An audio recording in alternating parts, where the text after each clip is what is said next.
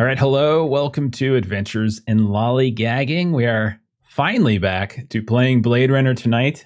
We've been off for over a month from this game for various reasons, but we are finally back. We left on a cliffhanger. Did not intend for it to be such a long cliffhanger, but we did end on a little bit of a cliffhanger with Arlie and Lawton in a bit of trouble as we were about to explore combat rules for the first time. So a month later, I read them, forgot them, and tried to cram and learn them again today. So we're going to walk through that as we start. But yeah, we're back to Blade Runner, and we've got some folks who've dressed up. Thank you, thank you. We've been dabbling in that a little bit here and there. It's been a lot of fun actually. So I don't know. Still haven't figured out what I would wear on Blade Runner. I was gonna try to wear like the Sipowicz like short sleeve shirt clip on tie as like your deputy chief or something, but yeah, I don't know. I don't have any clip on ties. Okay, why don't we dive in, because we've got a lot to do, and yeah. So why don't we just reintroduce our characters, and then I'll go through a summary. I have a fairly lengthy one to get everyone up to speed since it's been so long, and then we'll start. So Derek, tell us what you remember about your own character, Everett Maxwell. Yes. So Everett is 37. He's been a Blade Runner, I believe, for 6 or 7 years. He's a pretty social guy, likes to schmooze with people, likes to go hang out at the bar, have a drink, chat with people, get to know them, find any secrets that he could potentially use to his advantage later. And he enjoys chain smoking. And right now he's wrapped up in a case that's got a lot of fire in it. So he's brought extra packs with him to smoke. Very nice. I noticed as I was re-listening to the last episode that you are playing Everett as a very old man. You keep calling him an old timer, an old man, and yet he's like 35, 36, 37, something like that. And I'm just like, Derek, that's not old, man. That's not old. You're coming up on those numbers a couple years. He's got Methuselah syndrome. Yeah. We don't know how good healthcare is in this day and age, so I imagine all the pollution. It makes him sound raspy and gravelly, right? I'm going to guess it's not better than what we have now. So probably not too good. Nothing else is better than it is now. So yeah, it's probably trouble. But yeah. Okay. Next up, we've got Ashley playing Faye Harcrow. What can you tell us about Faye, Ashley? So Faye is supposedly supposed to be like our muscle of the group. In theory, she hasn't done anything like that yet because I keep picking, interesting situations where we're not fighting anybody. But she's been on the force for 3 years. She's got a condo in Little Tokyo that she adores. And her old friend has been missing. Warwick Foxwell. She learned recently that he got one of those tattoos, the wake up tattoos. So she's been trying to look into that a little bit more. And she's had a lot of like memory flashbacks. And remembering this like tragic event that she had when she was younger, where she witnessed a Blade Runner. He saved her and then he died. And yeah. Yeah, absolutely. And the work stuff. Yeah. That was the cliffhanger from the previous episode too, I think. And we never actually went into it any further. We kind of got caught doing other things. But to be fair, we haven't had any actual combat yet. We had that one little moment in the bar, which I think both you and Everett were there for. So that's the only time we ever got anywhere close to fisticuffs. I was ready to throw down, and then Everett had his gun. And he's yeah. I am not strong.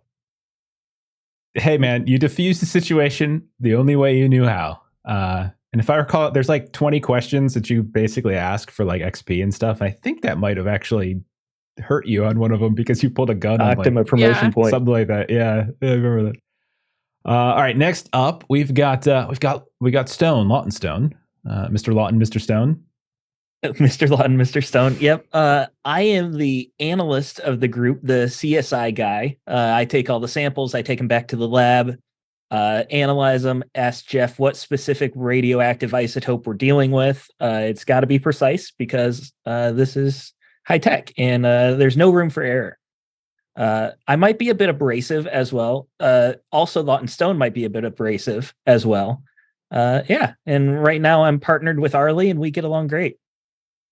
Yeah, I was telling them I was listening back to the episode, and the bickering between the two of them, like the two characters, it all goes back to a Death in Space game last year that we played, where Steven tried to kill Melissa's character by closing a door on her while they were being chased by a giant spider monster.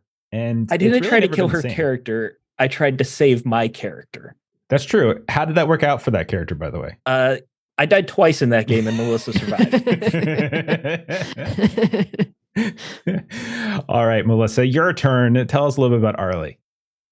Yeah, so Arlie is an inspector, and even more importantly than that, she is the only replicant among this group. Known replicant. There is sort of the secret replicant option in character creation, so there could always be that secret coming out. Yes, we were talking ahead of time about the bickering, and I, of course, did not accurately recollect the amount of shit apparently that Arlie was giving Mr. Law and Mr. Stone. So you goes both intentionally ways. drove poorly and landed abruptly with like a 5-point turn concept I that totally caused forgot Lawton about to that. grab onto like the emergency handle as you were going down. So yeah, it was fun. So the whole after that discussion about which way in makes much more sense in that context of me. Yeah, heartbreaking. But yeah, Sure. that's what makes it fun. And then finally, we've got Koji's son Rue. Long, tell us about our fixer. Yes, I'm Koji's son Ryu. In his mid-30s, been on the force for 11 years, quite the veteran now, fixing all sorts of jobs, cutting loose ends, fixing leaks, all that sort of stuff. And they say you should dress for the job you want tomorrow, but I dress for whatever I want today, because I've got a walk-in closet. So I'm pretty much dappered up, gold belt buckles, pierced earrings, very nice vests, pretty clean attire. Very attractive man. We did get to see your apartment, including the walk-in closet and your little sand garden as well. So, okay. Also, you're the only one you've been going on solo missions every time. Every time What do I say these rookies? I know, right? Like, I ain't got time for these kids. And you're just going off and you're getting stuff done. I mean, everyone's getting stuff done, but you are doing it on your own. All right. So the overarching, sort of situation case that you're working on is a arson case. It started as an arson case, at least, at the Chemplast warehouse in the LA warehouse district. Chemplast is a subsidiary as well as Corp.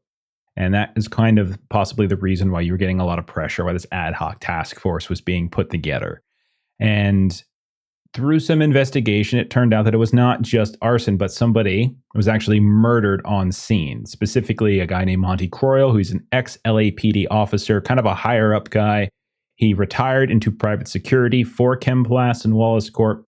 And you had discovered, Koji specifically had discovered some video feeds that showed him being chained up before this explosion went off in the warehouse. And so that's kind of what you've been investigating for the past about 24 hours at this point. Now, last session, we actually did our downtime for the first time.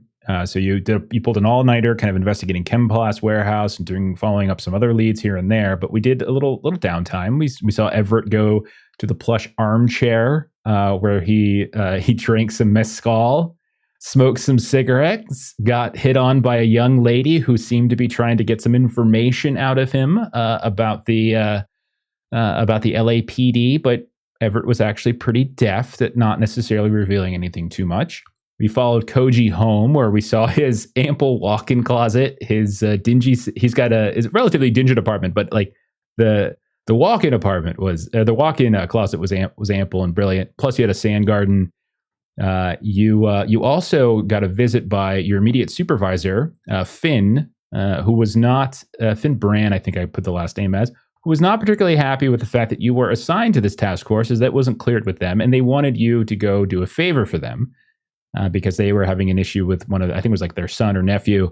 They wanted to have a story killed at the magazine Kill, like a tabloid magazine. You went over there, you spoke with James Lipton. He gave you two choices.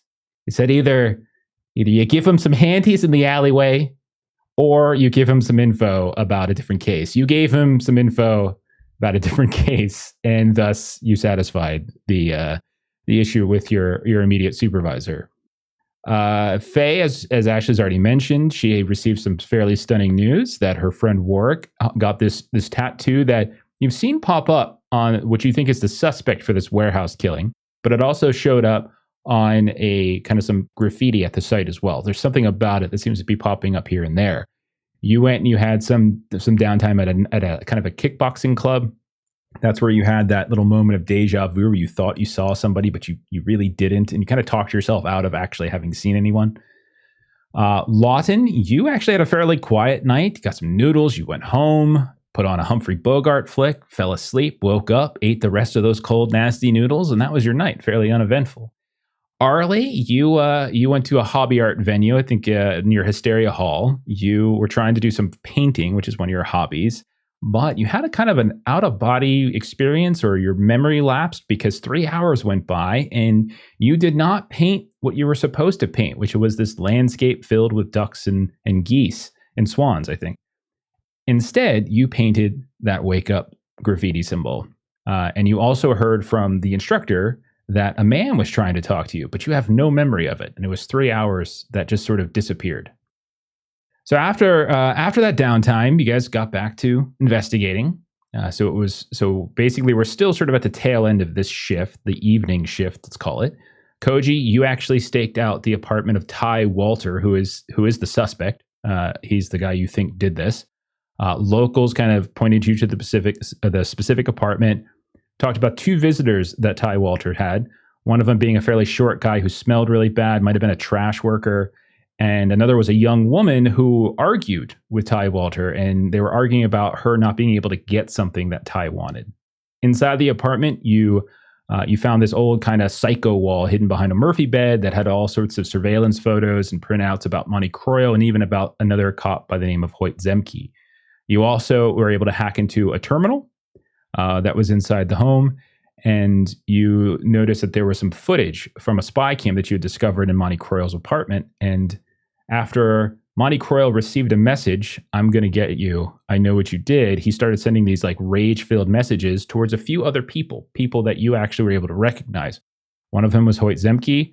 One of them was a reporter from Kill by the name of Ronald Zephyr. And another was a woman by the name of Lena Kova, ex-LAPD chief and current UN liaison for the LAPD. And the message said, "Which one of you opened your fucking mouth?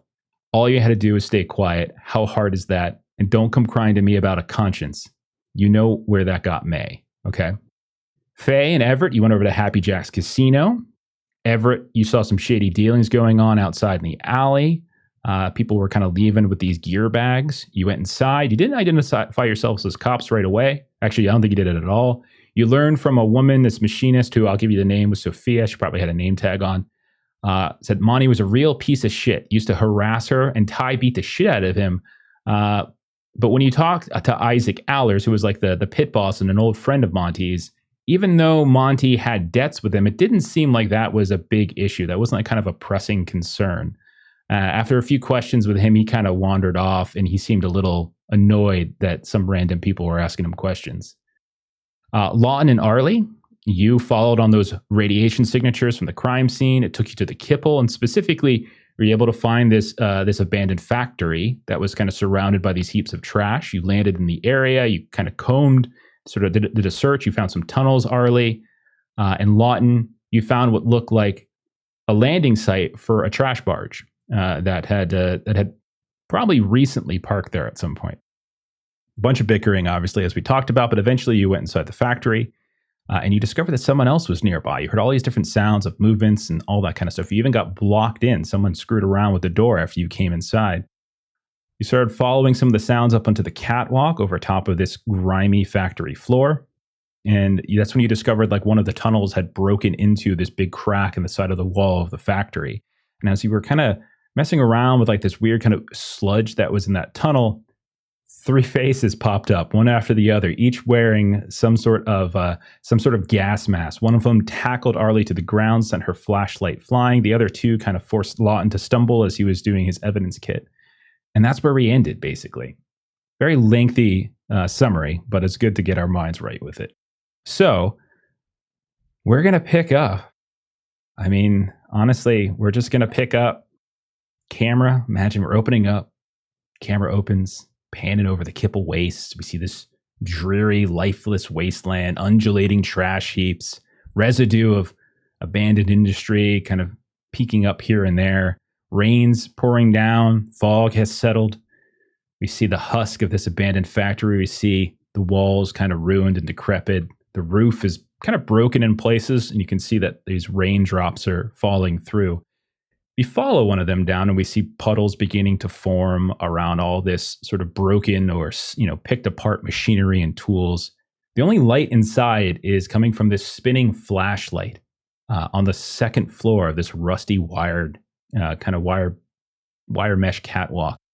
It's just out of arm's reach of Arlie, who is currently wrestling with this figure. It looks like a male figure with a gas mask on.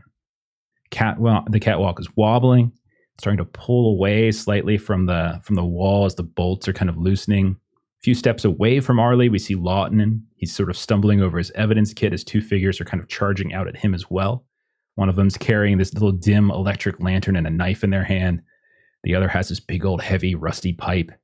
And you can hear the creaking of the grate as the extra weight steps on. So we are going to dive into combat for the first time ever. You guys ready? No. Let's do it. Right. So let's go ahead and add you all in. Well, those of you that are going to participate in this, I should say. Don't worry, everyone else. We'll be quick. We will. So we're going to go over this. We're going to kind of do this in a sort of methodical way, make sure we all kind of get this. So just like other Free League games, we've got that, it's usually the 1 to 10 deck, and that kind of determines who goes first. The way it works in Foundry is slightly different. So right now, let's see. Looks like Arlie, you're going first. Lawton, you're going second, and then the scavengers are going to go, as they're going to go lowest to highest. Okay, so got the wrong stuff up here. All right, so couple things is before you kind of get started. There's different ranges, just like other Free League games. We don't have to go into all of them. I'll say right now, Arlie, you are engaged with one of these figures. I would say Lawton, you are a short distance away. You're in the same zone, but you're not engaged with anyone. And the two figures that are coming out of this tunnel are also kind of in short distance. So everyone's kind of in short distance with one another, but Arlie, you have one engaged. Arlie, you're prone as you were kind of tackled to the ground. So those are things to consider. I would also say that this is a dark area. So the zones have different features. So it's dark, which means that if you're trying to do a ranged attack outside of short, it's at disadvantage. And I would also say it's fairly precarious up here. So if you try to do any kind of extensive movement other than just sort of slight movement, I'm going to ask for a mobility test to make sure you don't fall from the sort of the catwalk. So Arlie, you're going to go first. Just like any other game, you get an action and a move, and you can kind of do what you like. You're on the ground. I will say you're not being grappled. You just kind of got knocked to the ground. At the start of your turn in Blade Runner, if you're prone, as a free action, you can stand up. Oh, thank goodness. So it's not like my whole action to stand up. And that was the question I was going to ask. So I'm not grappled. So that yeah, you're not grappled. They just came out and kind of shouldered you to the ground, and you fell. The flashlight's on the ground, kind of spinning, so it's kind of dark in here. But you can just stand up. And the reason you don't want to be prone is because prone gives you disadvantage to attack people who are standing, and they get advantage on you if they're attacking you while you're prone. Okay. I would like to try to grapple this person. Okay, so you want to grapple. So the person who kind of knocks you down is not too far from you. I would say you guys are engaged, so we can do that. So this is going to be hand to hand. It's going to be contested. So hand to hand combat, and then whoever has the most successes basically wins. So you would need to outdo them. And if they're holding any weapon, they would drop it as well and wouldn't be able to move. So go ahead and roll a hand-to-hand combat test. What does it mean that ranged attacks can't pass through a dark zone? Is that like the darkness protects you, bullets deflect off it? It's more of like you can't see through a dark zone, so like you can't shoot through a dark zone kind of thing. That's how I'm reading it. Like you probably can, but you're not going to actually be able to target anything. Okay, so how'd you do? So I got 2 successes. All right, let me roll myself. So I... Assuming you stood up already. Okay, I only got 1 success. Yes. Yeah, you effectively grapple the person. The person, like again, they have that gas mask, but you also notice in their hand they have a knife, a fairly kind of lengthy-looking knife. And I'll say that because you grab them, that thing falls to the ground. You hear it clatter, and so they are effectively grappled, which means when their turn comes around, the only action they can do is try to break free. And so that's essentially another opposed hand-to-hand. Okay. And the only thing you can do when your turn comes around again is do a grapple attack, which is basically an unarmed attack. But we'll get back to that when the time comes. What I would like to try to do, and we'll kind of figure out how this works just in the rules of the game, is like I want to kind of grapple, and I'm looking to remove the mask. Like I'm trying to get a sense of who it is that's attacking us. That's kind of what my goal would be for next round. All right, Lawton, you are up next, man. Free action. I'd like to draw my blaster. Fair enough. And with her standing, can I still see a target? You can. I would say trying to shoot her, or shoot the one that she's grappling is going to be at disadvantage. But the other 2 are coming out. What if I'm not worried about hitting her?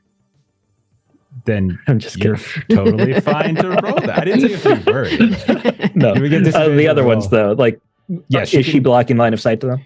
They're not blocked. No. So you guys are kind of at a corner, and she stumbled to like the top, the top part, and you stumble to the sort of the side part. So.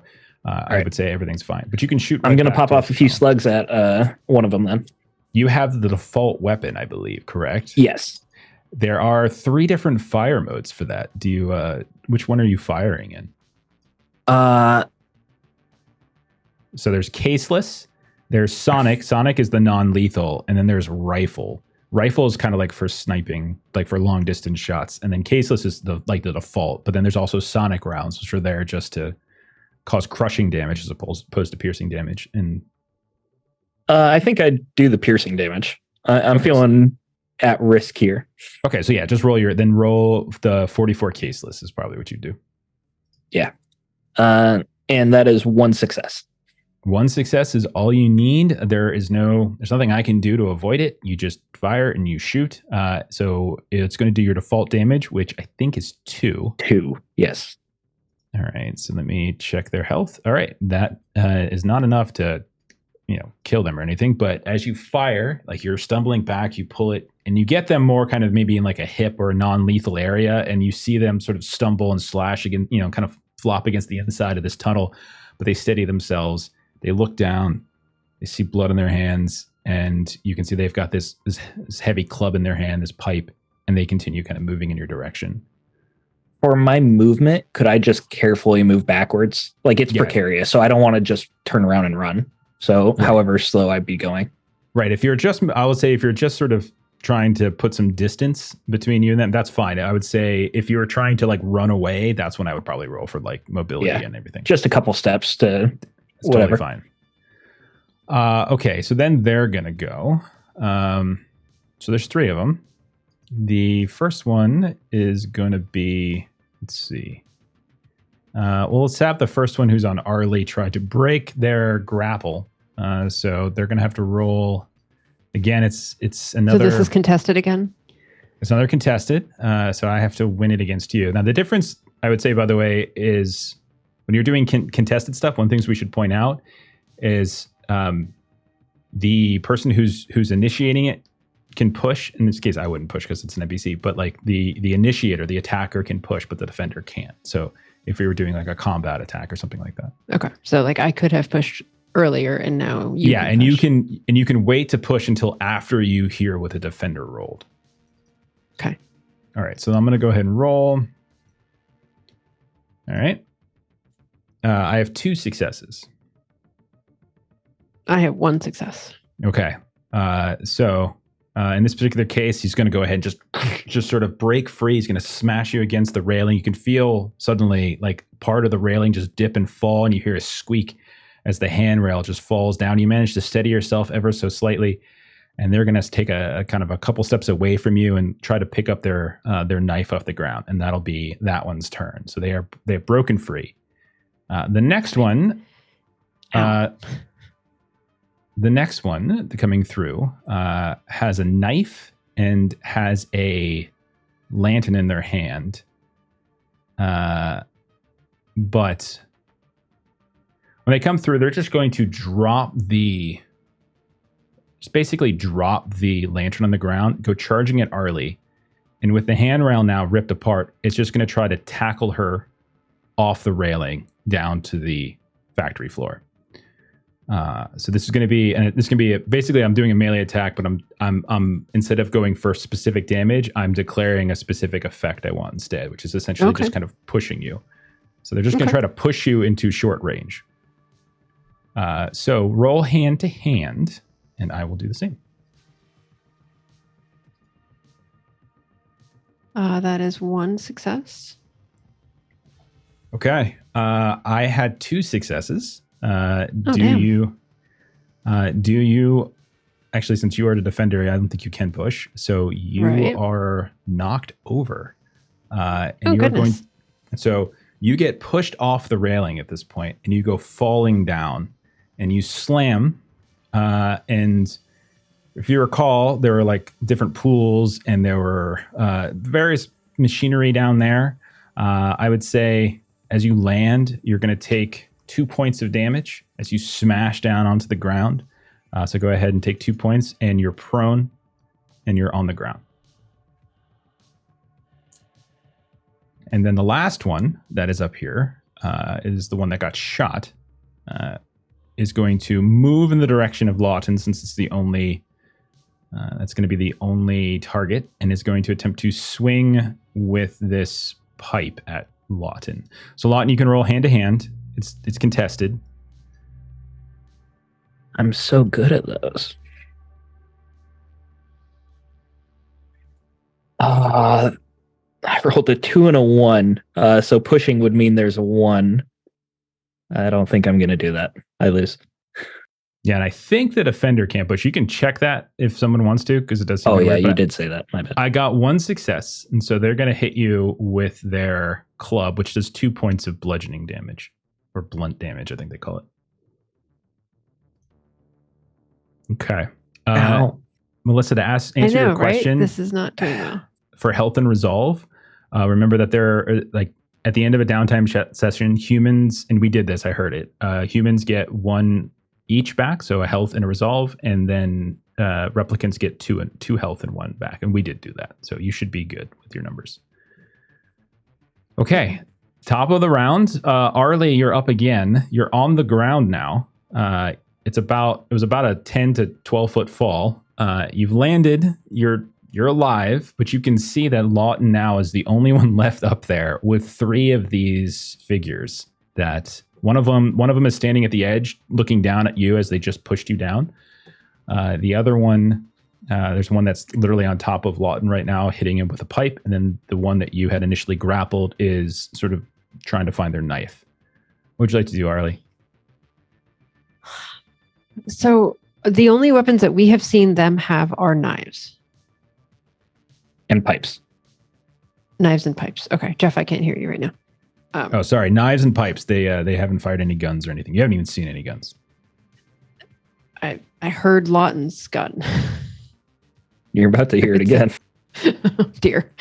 Yeah, so that's what I feel like Arlie would probably try to match kind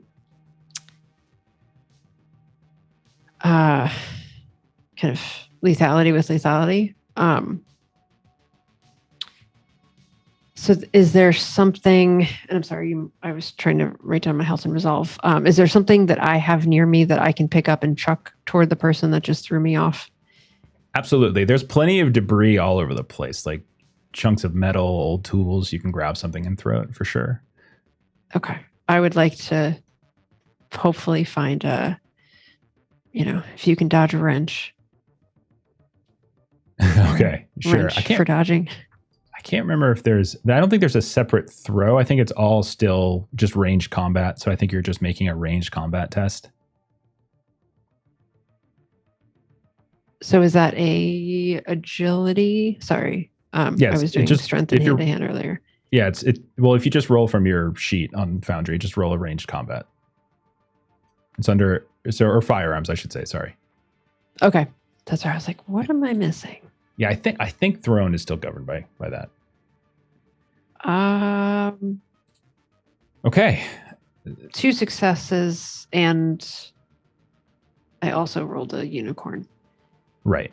So good news. The unicorn's not going to matter unless you push, but the good news is that you're going to crit as you have 2 successes.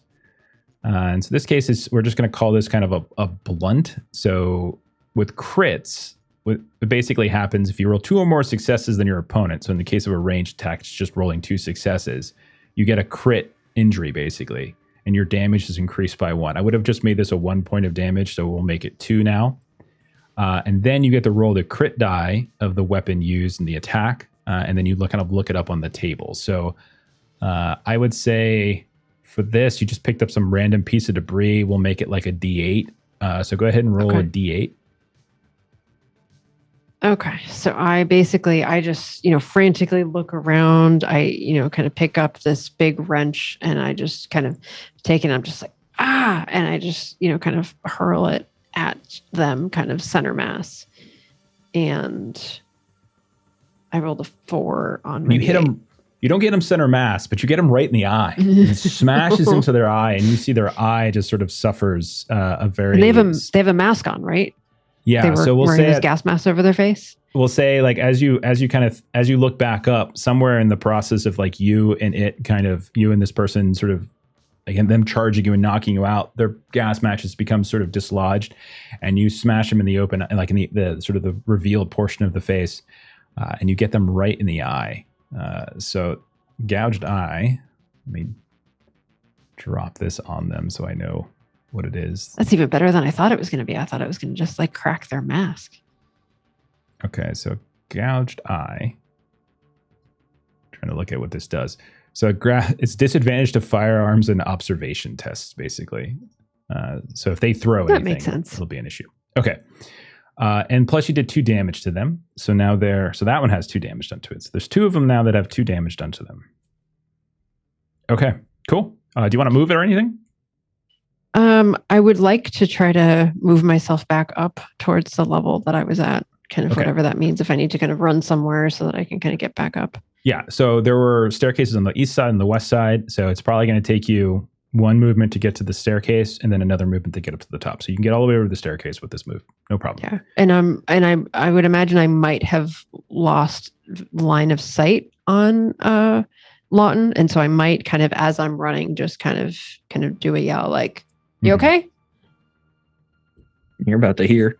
And it is Lawton Stone's turn. You are engaged now with one of them.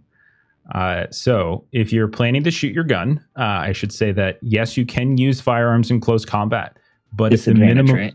Yeah, only if the minimum range is higher than engaged. So my minimum range is short. Yes. Okay, so this will be a disadvantage. You can potentially. Could I use my movement to put some distance first? Yeah, I think there are free attack. I think there are attacks though of opportunity, and we'll double check that. I think there's like a free attack. Yeah, at engaged range.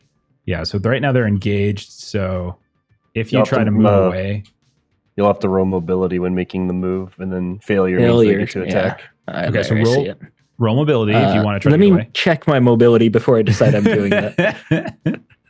Yeah, okay. Rolling mobility. So basically, I'm going to attempt, like, he hit me with the pipe, and I'm just going to try and use that force to just roll away. Sounds great. From it. Absolutely. That is it contested?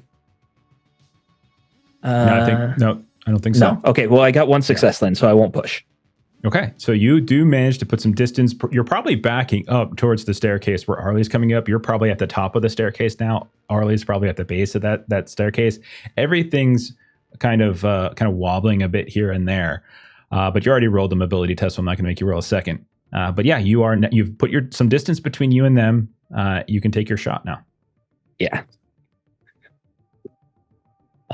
Shit, that's a 1. How bad are ones again? If I still want to push. Ones, depending upon what it is, it's either going to be a loss of health or a loss of resolve. In this case, it would be health because it's a physical stat, I believe. I'm gonna push anyways because I want to get a success here. Okay. All right, that's a 10, so that's 2 successes, right? That's gonna be a crit again. So Yeah. what we'll say is, as you're walking past, maybe in the fiction, the catwalk does kind of come loose. You stumble a bit, and in doing so, bang your head maybe on the wall or something as it's kind of stumbling. But you do any blood kind of coming down from the forehead. But you turn around, you take a shot, and it just so I have better aim when concussed. Yeah, and there's enough light over there from their electric lantern and then that spinning flashlight that you can pull. So you also crit succeeded. I'll tell you that you did enough damage to take them out, but why don't we roll the crit anyway? Because I do think you have a D12 on the. It is a D12, so I would like to roll it just for fun. Absolutely, go for it. That's a 10. So a 10 is a pierced heart. So you shoot them right in the heart, and I think that's a lethal one too. Oh my goodness. Yeah, don't mess with me, Arlie. Instant death. Instant death. You just turn around, you fire, and you just see their chest explode. And they just kind of fly backwards. They kind of grab out desperately, and then they fall over top of the railing and slam to the ground. Okay. Shot through the heart and stones to blame. And if we did episode titles for Blade Runner, we don't. Down. But if we did, yeah. Okay. So I'm going to roll a little check for them to see if these two are going to want to stick around after that. And Arlie, you would, as you're coming up the stairs, you'd probably see this happening. And I would immediately be turning around looking for the next target, just swinging the gun around. Possibly at you. Both of them. You see both of them dart and run away. Like seeing this their compatriot just get shot in the chest and fall over, they run away. One of them took the wrench to the eye, but they grab their knife and maybe even they grab Arlie's flashlight and they disappear down that tunnel. So comes back to you. What do you guys want to do? I think my adrenaline would be so up that I'd be pointing the gun down the stairway looking for someone. I see Arlie, pull the gun back, and I just kind of back up to a wall and just kind of like slide down and just like try to start calming my breathing as like the shakes are setting in. Did you just effective shot, Mr. Lawton, Mr. Stone? In the mood for this shit. I start like trying to feel how bad the cut is where I hit my head. I start peeling back my sleeve to see where the pipe hit my arm, see if my arm's broken or fractured. Your wounds appear to be superficial. Should we give chase? I think we should call for backup. With shooting skills like that seems like an inefficient use of time.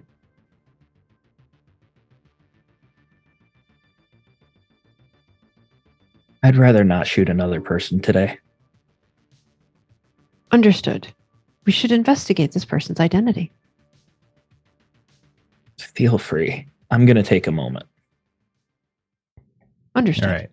So while Lawton Stone is taking a moment, and I assume you do call, you do radio to, you get on your Kias and you let the rest of your team know.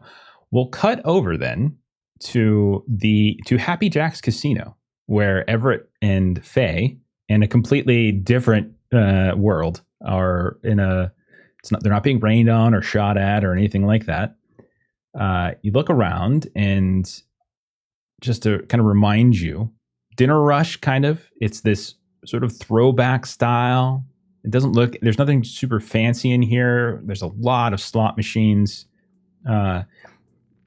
Moments ago, this older kind of pit boss man. He kind of broke off your conversation with Everett. I'll say Faye, you probably joined Everett at this point. Both of you can see Ehlers is now kind of talking to some of his security guys. Some of the guys that you tried to talk to when you first came in, they patted you down. And every now and then you see they kind of look over in your direction, Everett. Why don't both of you roll observation tests?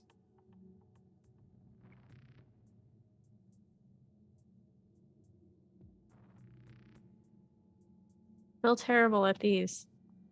Are you? I have one success. Okay. I also got one. All right. So I will say then that Everett, something else kind of catches your eyes. You notice that over by this this sort of nook in the wall where there's like a kind of the payout area, you see someone come out of an employee only door, and like they walk up to Ehlers, and you can see that they're carrying one of those gear bags that you saw out in the alley, and Ehlers almost misses it because he's in conversation with the security guys and looking at you, but grabs him suddenly by the arm and just smacks him on the back of the head and like points back to the to the employee lounge, kind of shouting at him a little bit. You're not close enough to hear. That's what you see. Faye, you notice that in addition to Ehlers and this security guy kind of talking to each other, they've also looks like they've communicated through something on the inside of their wrists, probably some kind of communication. And Faye, your sort of combat instincts are maybe kicking in as you start to see a few other security guards are starting to maneuver as if they're starting to close a net a little bit on both of you, or maybe just Everett. You haven't actually done anything to draw attention to yourself. They're slowly, all dressed in black, kind of nonchalantly trying to close in on you guys. We both have our drinks in hand still, right? I would imagine. Yeah. Sure. Yeah, we're at the bar Okay. drinking. Yeah. So if we both know, or it was Faye who noticed that we were being closed in on, I was more interested in the gear bag, right? Yeah. That's what Okay, I just gave you both something since you both got Yeah. a success. So, but you're both free to obviously tell each other what you saw. Yeah. So Faye just like knocks back her drink and finishes it and just sets it kind of loudly on the counter. And she starts to do a little bit of a stretch, and she's like, Everett, we're either getting out right now or I'm about to have a fun time. What if, we've been here drinking. We could play the drunken fools act and just get thrown out. Won't look very good, but We could leave. and if they try to stop us, I don't think they're going to stop us from leaving, but if they do, then I have a good time. we saw a bunch of gear bag goons filing in who knows what. I think I was obsessed with cocaine last time we talked about this situation. I don't remember what. Yeah. We could call in some beat cops. Nah, I don't want to make a scene in case we got to come back. Let's just try and leave and we'll see what happens, but we can play the drunken fool card, or I can at least, since I was the one talking to the pit boss who was not very happy about those gear bag goons being public with the bags, so now I'm really curious. You made him nervous about something. They're starting to close in on you even further, and you see 1, 2, 4, 6 security guys starting to close in. But I'll tell you this, Faye, you notice that they're not so much paying as much attention to you as they are really kind of staring Everett down, and then they're kind of look away, and then they'll stare at Everett, and they're kind of communicating with one another. You're getting the feel that they're going after him. Yeah, so Faye's gonna kind of like loop her arm with Everett, and she loudly states, you're coming home with me, and she's gonna just start to boldly walk out the doors. Yeah, and Okay. Everett will act very like, no, I want another round. Okay. Interesting. So the two of you start with your little performance here, stepping towards the door. And there are still bouncers at the door. And so as you get close, the two that are on the inside of the door step right in front of you. and you can see one of them reaches out, puts a hand on Everett's shoulder, looks to you, Faye. I'm sorry, ma'am, we're gonna have to retain your husband here for some questions. Mr. Ayers would like to talk to him. Who's Mr. Questions? Ma'am, you can wait and play the slots if you like, and we'll have your husband back to you in, well, mostly same condition that he's in now. I'm gonna slug him. Oh God. Okay. Oh boy. All right. So you're starting it off. So just go ahead and you can roll your attack, and then we will go into combat here as well. Look at this. Ashley's like, I see your combat, and I raise you combat. I knew she woke up with violence in her heart today. She started her introduction with, I haven't got to punch anyone. So Faye and Everett are doing Sorry, go ahead. hand-to-hand combat. So it's roll your hand to hand. It's contested. So and then you can, since you're the one who's doing the initiation. Oh boy. I'm going to push it since I'm attacking. Okay. So Ashley's roll, by the way, was not very good. No. And I rolled a D12, a D10, a D10. What did you roll 3, by the way? Do you have an ability that lets you roll with advantage? Yeah, so I have martial arts ability. I get advantage to all hand-to-hand combat rolls. Perfect. Thank you. All right. So, okay, go ahead and push, but you will obviously be taking 1 point of pushing, and I got a crit success. That's not crit unless two. You got 2 successes. I have to roll. Oh, sorry. I have to roll contest. So it might be a crit. We'll find out right now. He matrixes. All right. Dodges. I got 1 success. So you did succeed in hitting him, but it isn't a crit success. So so what's your damage? What is hand-to-hand damage? Might just be 1. Let me see. Let's figure that out. Let's figure it out. Let's look that up. Let's see. So I'm taking a look at this. Brass knuckles is like 2 points of damage. So I think 1 point of damage makes sense. So let's just say 1 point of damage, unless someone can quickly find something else otherwise. As you I'm not finding it. Deck him across the. You just punch him. He's kind of like giving you this grin, like this cocky grin, like we'll have your husband back to you in mostly the same working order. And you just out of nowhere, and you see a little tooth of his just start flying out, and he turns back. And you can see he's really pissed now. They're all really pissed. Let's begin. It does also say, so it says you inflict damage equal to the base damage rating of the weapon plus 1 additional damage for each extra success rolled beyond the first. Right. She only had 1 success. Oh, okay. Because remember it's contested, so it's 2. No, it's I rolled 1 success in my return. So all. What about the rating? I've got a B rating.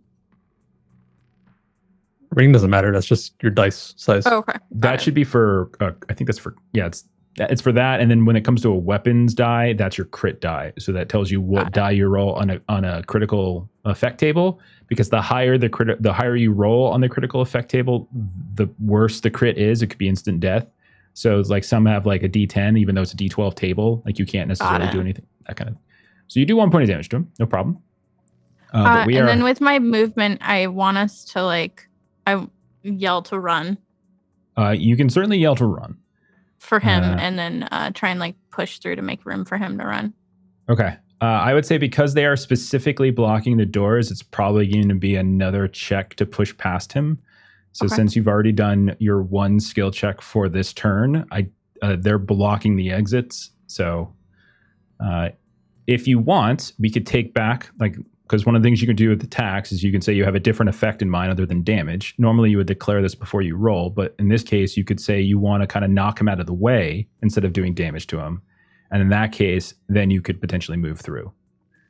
So if you want to do that instead? I would prefer to do that, to get Everett out of here. Okay, so you punch and shove him out of the way, which opens up 1 section of these doors for you and Everett to potentially move through. Let's see how the what's it called?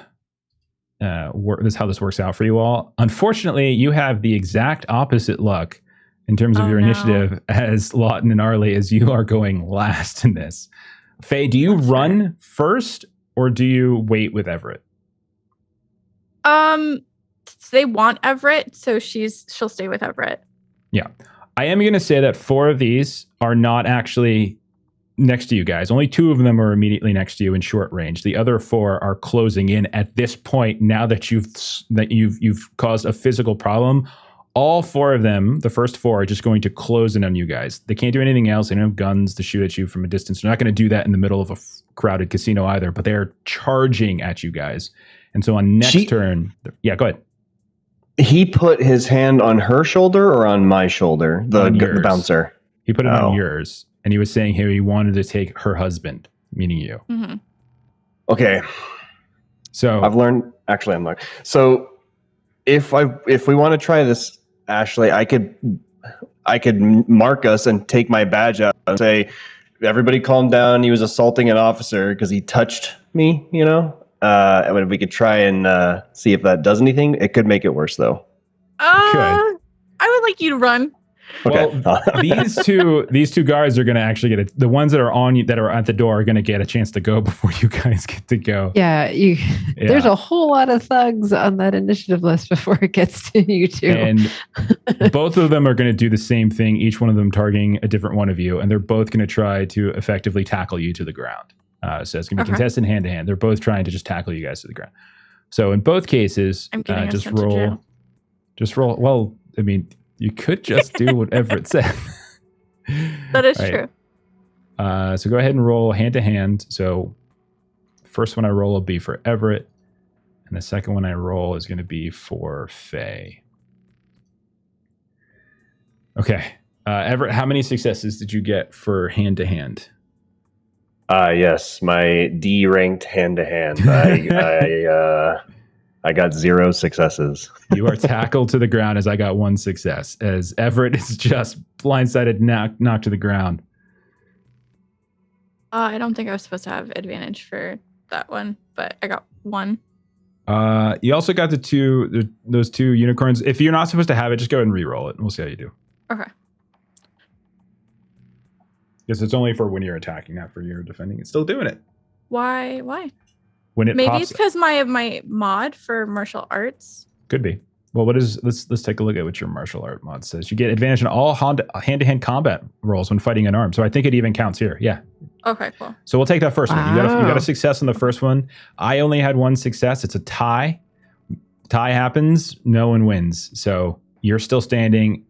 He's still standing. And so, but Everett has now been knocked to the ground. We'll go back to then we come to you guys. So it's going to be Faye. I gave you like a free first round because you started it, but it's back to you now. And then Everett, it'll be you after that as you're laying on the ground. So Faye, what are you doing? So this guy who I knocked down is back up, standing basically in my face. Yeah, so someone came and tried to tackle you, failed to do so. They're a little out of position, so it's possible you can get past them at this point. The problem now is that Everett has been tackled to the ground. Okay, got it. Is it possible for me to try and like grab Everett and just drag him with me?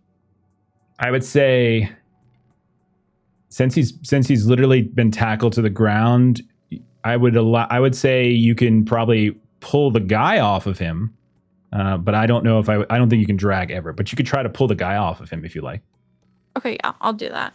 Okay, so go ahead and roll hand to hand, and then he'll roll hand to hand, and I'll give you. I mean, you're gonna already have advantage because he's effectively prone as he's tackled Everett to the ground. So that goes. Man, you're just rolling tons of 1s tonight, Ashley. Yeah. 2 successes to my 1. So yeah, you pull him free. And so you just kind of push him off of Everett. He's still prone. You didn't pick him up. You just pushed him. So he's still laying down. 1 guy's still standing up. There is space, but there's these 4 that are now chasing you guys. What do you want to do with your movement, Faye? Do you want to move? How many of them seem like focused on me? I mean, at this point, they're focused on both of you. You just threw a punch on a guy. Like it's. Yeah. I don't think you could really figure that out at this point. They're just chasing after the 2 of you. Got it. Okay. She's still gonna hang out until I can get Everett standing and out of here. Everett does go next in the initiative, so just so you know. Oh, then I'll start heading towards the car. Okay. You're going to make a mobility test. As Okay. you're technically kind of engaged with this one guy as you're trying to get away, as this is a sort of the door. So roll a mobility test. If you succeed, you're away. If not, he's going to punch you in the back of the head. My mobility's trash. You can push that if you like. Yeah, sorry if you heard Elvis yelling. Yeah. 2 successes. No problem. You're able to. Wow. He's kind of trying to flail. Like they're not trying to like hit you as much as they're just trying to grab you and keep you from running. But in this particular case, you just very deftly, despite your size, you're actually quite tall, if I recall correctly, and you're able to sort of deftly move around. Your kickboxing coming into play. We go to Everett. Everett, you're on the ground, you're prone, but like we said with Melissa, at the start of your turn, as a free action, you can stand up. I'm curious. In the scuffle that we've had so far, have we been able to like see any like weapons on their hips or anywhere with the movement? It looks like they have something on their hips. Like you're not sure if it's like a nightstick or if it's like some sort of shock stick or something like that. You know, some sort of what's the word I'm thinking of that I can't think of? I know. Baton? No, the thing that Taser. Taser. Thank you. One of those two. Oh. Okay, I'm gonna try and hit this man with the oldest trick in the book. I'm gonna like, as I'm getting up, I'm gonna make eye contact over his like right shoulder, left shoulder, whichever, and make him think that there's somebody behind him. And I'm gonna say, grab his whatever's on his hip, and so I can see if he'll like look away. Roll a manipulation test. I have an A in this. This should work, right? Okay. Theoretically. Hey, 2 successes. And so he's like, oh, what? He turns around. And I'm going to say, if you want to move, I will waive the mobility test, as that was clever. And you'll be able to not, like, if you're trying to run with Faye, you can take your run without having to roll mobility to get away. Oh, yeah. I have a D in mobility, so I'm taking the free move. Very clever. He gets away. So you two are running, and I'll say you're able to get out onto the street. Now, technically, there's chase rules in this game. We haven't really done chase. It's not a whole lot different than what we've sort of been doing, in the fact that like there's sort of initiative and there's different like positions that we're in. I don't really want to get into the fully things because I'm assuming you're just running to your spinner. Is that correct? Yeah, and then we're gonna try and get out of there, which isn't too far away. So so we won't do like the full chase sequences, I don't think. But as you guys run out and you start running in the direction of your spinner, you turn around and you can see that they are very much following you. And not only that, as you're kind of trying to slide between the crowd that's out here, it's evening time, it's nighttime. There's people trying to get in here and you're like pushing people out of the way, but they're also running into the trouble, except they're being less polite about it and just throwing people to the ground. You guys, I would imagine, are trying to be better. However, once they see that you guys are within about 15 steps of an LAPD spinner, you see they all kind of slow. They say a few things into their own versions of Kias, and they kind of stop and they just kind of watch you guys as you go over to the spinner. Once they realize at this point that you are LAPD, and they don't continue chase. Okay. And I'll say at this point, as you guys get into the spinner, you hear the call from Lawton and from Arlie about what's going down in the kipple. Okay.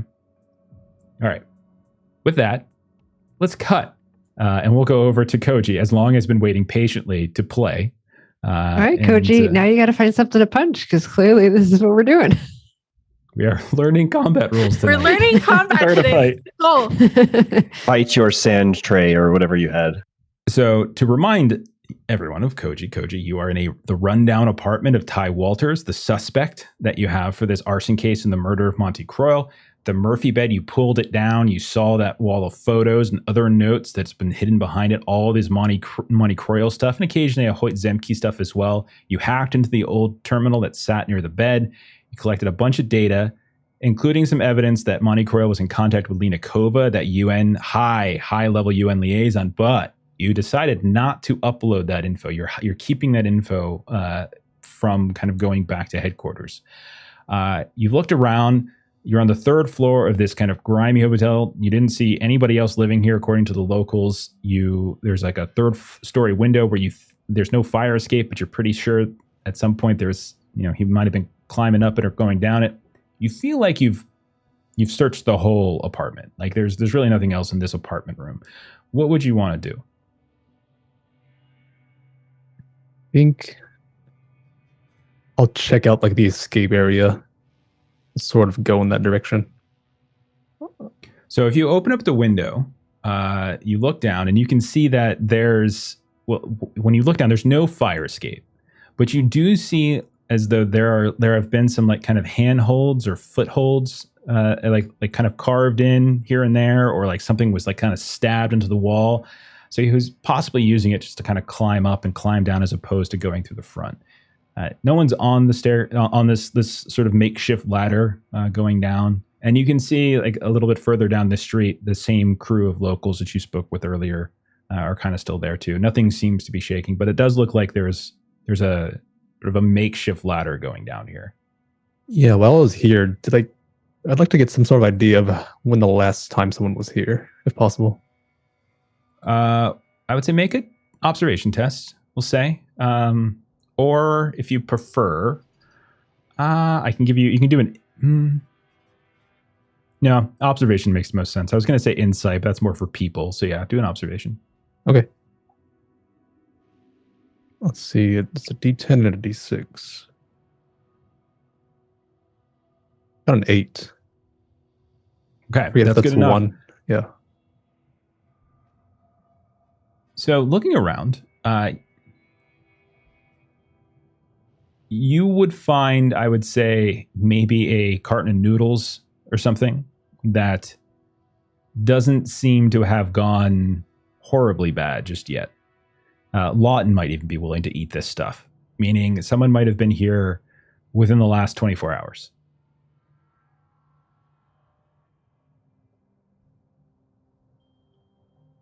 Then I think I'll leave with the knowledge of I set them off and I think they got away, sort of deal. Okay. So you go to leave, push the door back open, and you feel whack as something hits you on the back of the head as you step out onto the balcony of this ex-hotel. So I'm going to say roll a hand-to-hand, but roll it at disadvantage. How does that work with disadvantage? So just click. If you're using, are you using the in-game roller or are you using it at home? No, I've been using physical. Okay, so roll in your lowest dice. Roll an extra one of those, and then take the lower of that. So you're still only taking the 2 dice. It's just one of them is going to be lower than normal. Gotcha. Oh boy. So 2, 6, and a 2. I think that comes out as 2 2s, which is a fail. You said a 6 though. Oh yeah, 2 2s because you have the disadvantage. Okay. Yeah. So unfortunately, I got 3 successes. As this is going to be a critical hit on Koji by Jesus. a unseen, sort of an unseen person out in the hallway who was waiting for you. Now, if you recall, when you first arrived here, you opened up a door and you heard bells and the clattering of sounds. Yeah. And it was like some sort of makeshift alarm. At the time, you didn't really see anything, but now, maybe not. We'll see. This is going to be a critical hit. So in addition to taking, in addition to taking 3 points of damage, which is what you will take from that, we will also roll on the critical injury table. So this is going to be crushing. And not only that, but because I rolled 3 successes to your 0, this is what's called a severe crit. So a severe crit, with every additional success beyond the 2 that you need to create the critical success, you get to roll an extra die on the critical injury table, and then I get to make the choice of for which one it is. I'm probably just dead here, yeah? Goodness. No. There's vegetable before dead. Okay. On the bright side, I didn't roll any instant death. I did roll a concussion, and I did roll a broken nose. Since he hit you in the back of the head, I think concussion's going to make more sense. So I'm going to drag that onto your sheet, which should show up in your combat tab. Okay. So the 3 damage actually breaks me for health too. So you're going to. So I'm going to say you are broken, knocked out, concussed, and concussed. Okay, so you're out, laying on the ground. So Melissa, do you have the critical injury stuff up? You become broken. Oh no. I Yeah, was wondering no. if you Walking out of the apartment. Yeah. Because I was Walker's nowhere to making be found. Koji What's the becomes a status? noodle Go. jokes in chat. you guys hear him talking on the key, and then all of a sudden, and he falls to the ground. I just want to double check one thing about broken to see if you should technically be rolling another critical. When you each further attack causes an automatic critical injury. You don't take one when you go to 0 health. Okay, and if so you're on your own, you recover 1 health after a shift. Okay. I'm going to say, and if this is okay with you, Long, I'm going to say you just get knocked out. Like you just get knocked out. And I'm going to say an indeterminate amount of time passes. And eventually you wake up. And maybe it's the sound of the Kia going off. Maybe it's 10 minutes, maybe it's 20 minutes. You're not really sure. You're really groggy. That concussion's there. So your observation and tech rolls are going to be disadvantaged. You can see the door to the apartment is open. And as you're kind of sort of swirling around, you look back inside, you can see that all of those photos and papers that were hanging on the Murphy bed wall are gone. The terminal that you hacked is gone. It looks like someone has wiped this whole place clean. They've taken everything out, including the noodles. Try to get my bearings here. See how long I've been out. So you've been about maybe an hour. Not quite. Enough. It's a small apartment, so people had time to do whatever it is they did in here, but about an hour. But you do hear the sounds of like the voice of your task force, your partners kind of on, popping in every now and then. So let's bring everyone into this scene now, because we're going to say, just for the sake of ease, a lot of this stuff kind of ended at the same time. Arlie, Lawton, you kind of had your combat. Lawton, you killed the one scavenger. The other 2 ran away. Everett and Faye, you had your issues with the security, but you did get away into your spinner. Koji, you were getting ready to leave, but then you got cracked in the head. And so now you guys are all on remote communication. What are you doing next? So we're going to say this is sort of end of shift. What's the next plan? Is anyone there? What's their status? Got hit with a pipe. Got my head busted open. Arlie did shit. Got knocked off a railing. Hit somebody in the eye with a wrench. Lawton did manage to take down one of our attackers.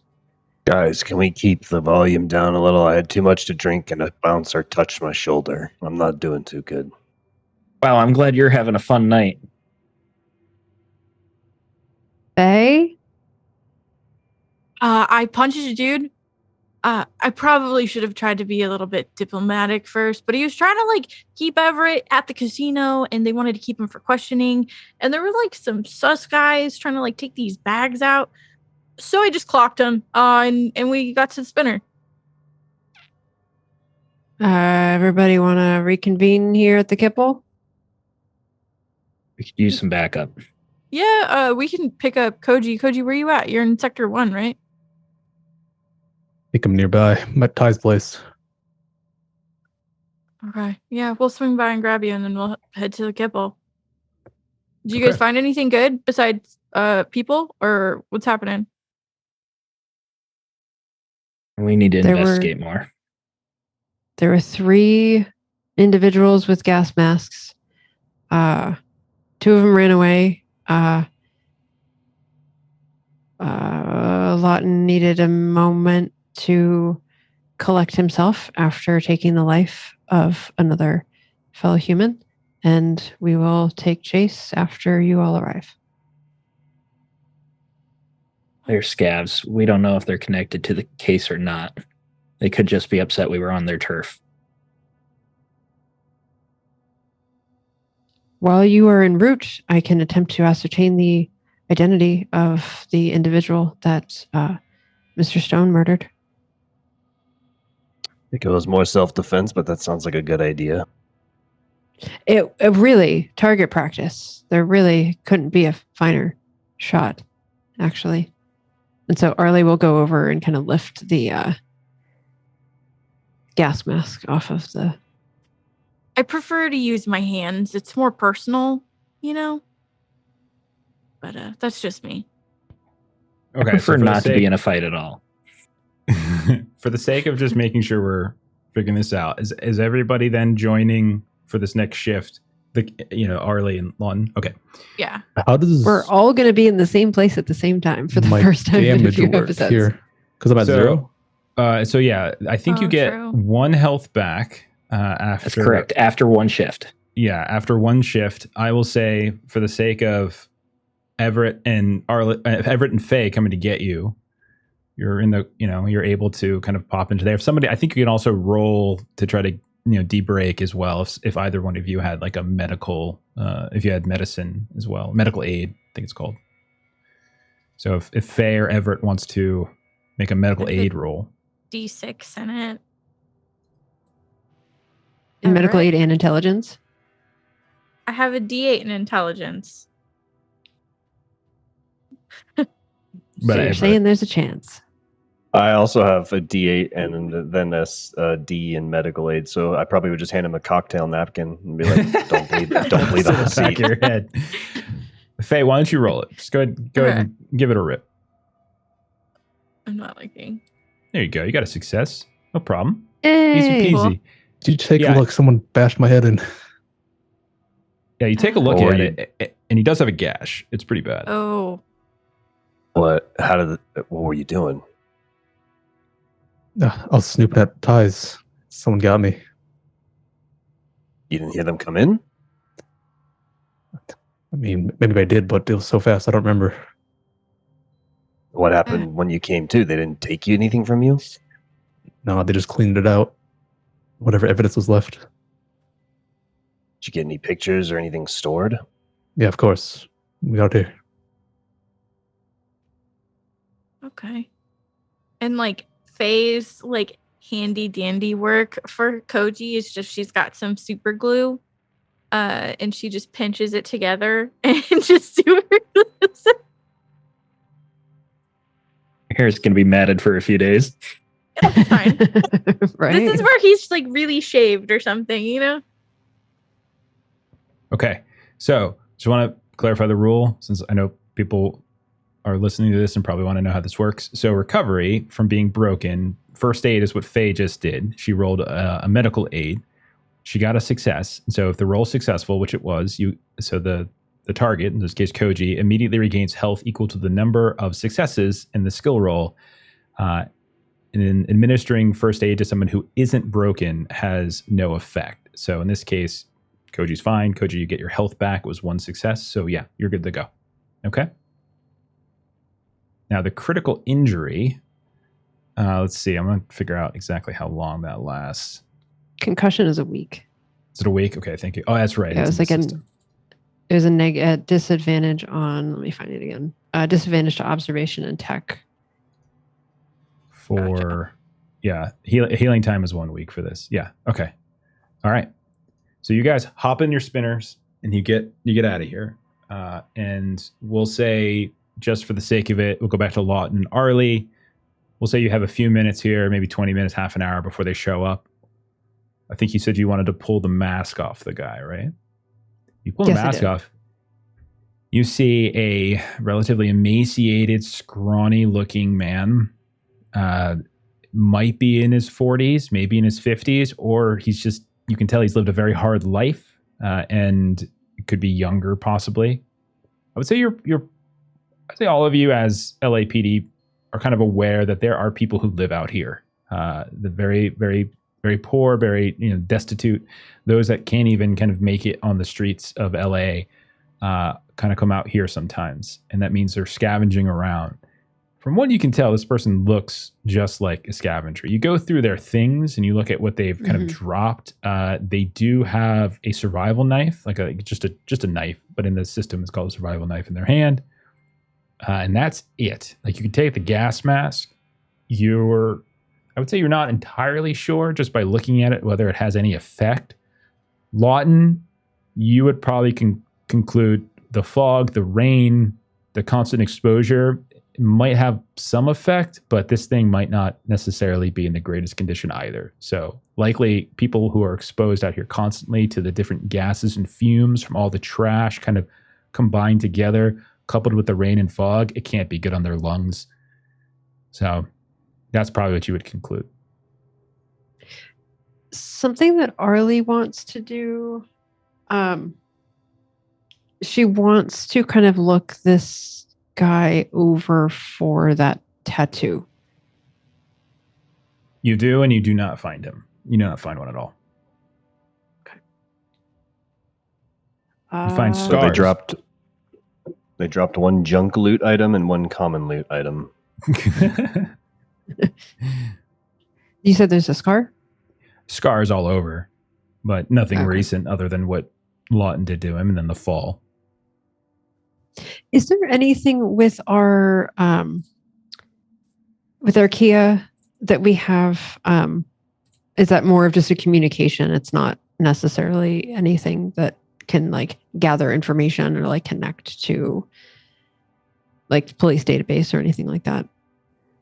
I mean, yeah, you can a little bit. So like your Kia's kind of, you can kind of do some stuff with Esper, but like unless you go back to the headquarters, you don't get kind of like the full spread of the data, but you do some little bit of it. Yeah. Okay, so I'll just make sure that I kind of have a picture of this individual, and I'll go back to Lawton. Just don't see any tattoos on him. Might have just been a local, so to say. Great, that makes me feel so much better. Let's go wait by the spinner. You need of assistance? I can make it. So the two of you are out here waiting by the spinner. Go ahead and roll an observation test while you're out here. Are they still locked in there? At this, I mean, they could get themselves out. It was just Okay, a question of whether they I just wanted wasn't to sure at the how time. stuck it is. Two Two successes successes. for Lawton. Very nice. Arlie, 2 and a 6. 2 and a 6. Yeah. Six is a success. So, oh no, All right, okay. So one one success. success. Okay, I thought you meant Yeah. 2 successes. That's 6. Okay, so I would say Lawton, you would be able to see this with the 2 successes. Arlie, you probably don't pick up on it as quickly, but you do. I would say both of you with your 1 success notice that it does look like somebody was around your spinner. You can definitely tell there was someone kind of messing around with this, and you do see the signs of someone trying to break in, but they did not make it successfully. Lawton, with your 2nd success, you noticed in the distance, a ways away, a barge coming in the direction of the factory. Oh shit, we might be in their parking spot. Whose parking spot? The barge coming in. We better do a wraparound, see who it is. It might be the suspect. It might just be a trash man. After you. As much as I hate to say it, I don't think I should be driving right now.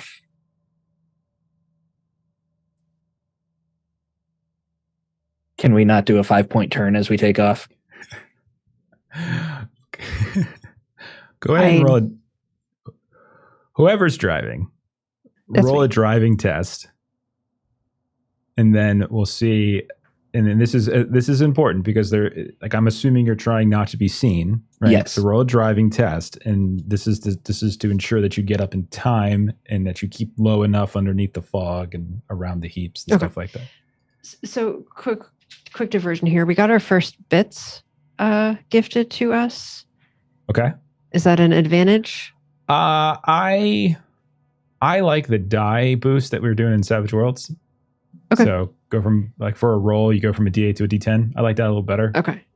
Perfect. Then this will take me to a D10 and a D8 instead of a D10 and a D6. And it's just for the one roll.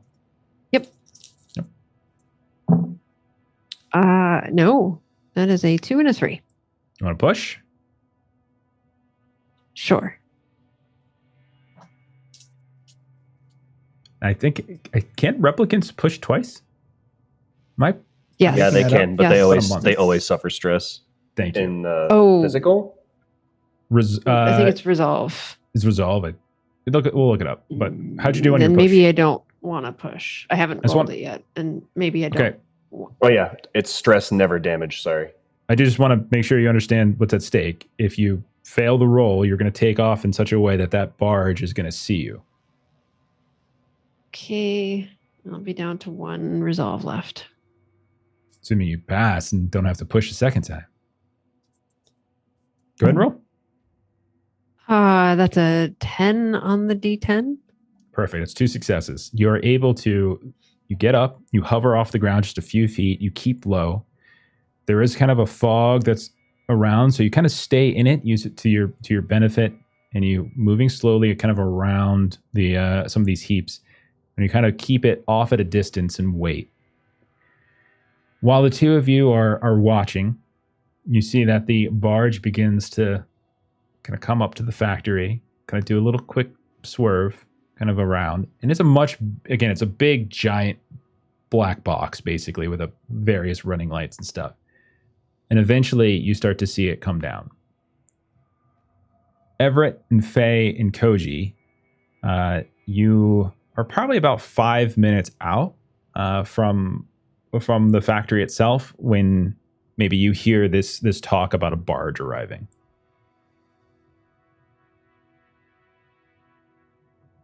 So we'll say Lawton and Arlie, what are you guys doing?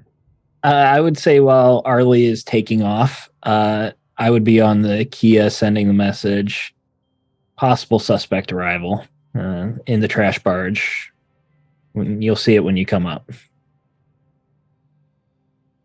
And Arlie is driving this spinner as smooth as can be. And she just as she's going, she just keeps kind of looking over just to make sure that there's appreciation for just the smoothness of this ride compared At to the the low cost of some resolve. There's more frustration because it means that you were purposefully driving badly on the way here.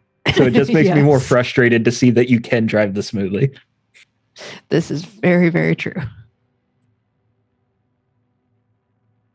Okay, so what do you tell Everett and Faye and Koji as they're approaching? Look out for the trash barge. We'll try to stay low, try to find a spot nearby, and walk in. Okay, so Faye or Everett, roll a driving test. I don't think you want the concussed Koji doing it. No. Hey, Coach, I have drive. I can take the wheel. Your pupils are 2 different sizes. You good? Yeah, just piercing headache. He's leaking strawberry jam onto his shoulder. Which one of you is doing it, Everett or Faye? I think we have the same. So Yeah, I I have roll a heal, 6. so you can roll drive. Okay. Okay. I can use a bit for a DH temporarily. Yeah, so exactly, Yep, just a die delicious. increase. You got it. Perfect. I'm gonna do that. Look at Derek even using the lingo. So Why great. is this grayed out?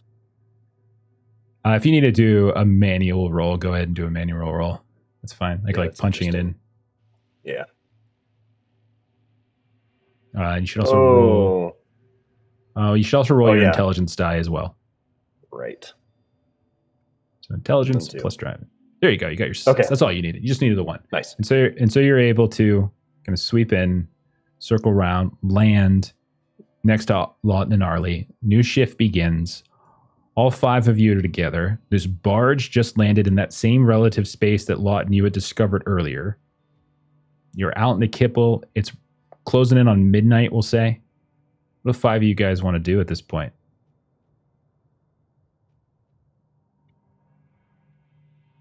Would we have to have gotten too far away to actually like watch the barge to see if someone got out of it? I would say you could roll an observation test. I'm gonna say it's at disadvantage. There's fog and distance now, but you can roll it to see if anything happens there. Yeah. I've got 2d10, so I'll try that unless you've got something better early. No, go for it. I'm rolling We'll say 1d10 Arlie's though because probably it's at busy driving disadvantage. too. Yeah. Yeah. Okay. That's a 7, so 1 success. Okay. You see two figures actually empty out of the barge. You can't make out. I would say even from distance, you can't make out anything other than maybe basic height. Like one seems pretty tall, one seems fairly short, and that's it. And I'm really interested in which direction they go. Like, do they go into the tunnels or do they go into the building that we were just in? They go into the if factory. I can say that. Yeah, Okay. you see them walk in the direction of the factory. All right. I would put that on the Kia too, and then I would ask Arlie to try to find a place to set us down. Basically on the Kia, just to meet up by the entrance to the factory. Two possible suspects inside, plus unknown amount of scavs. Keep your eyes out for a small man. I've got word of connections to tie. Copy that. Like here? It's a small, smelly man. And if you're smelly, you got to be coming from this barge or this dump area. Oh, gee, everything smells like shit here. I don't know how I'm going to pick that out. I mean, at this point, and she kind of puts a hand on Everett's shoulder, he also qualifies as a small, smelly man while we hang out here.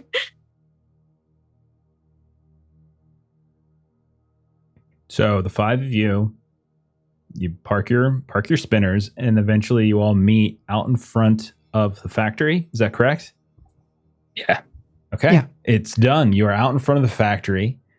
You don't see any sign of anybody.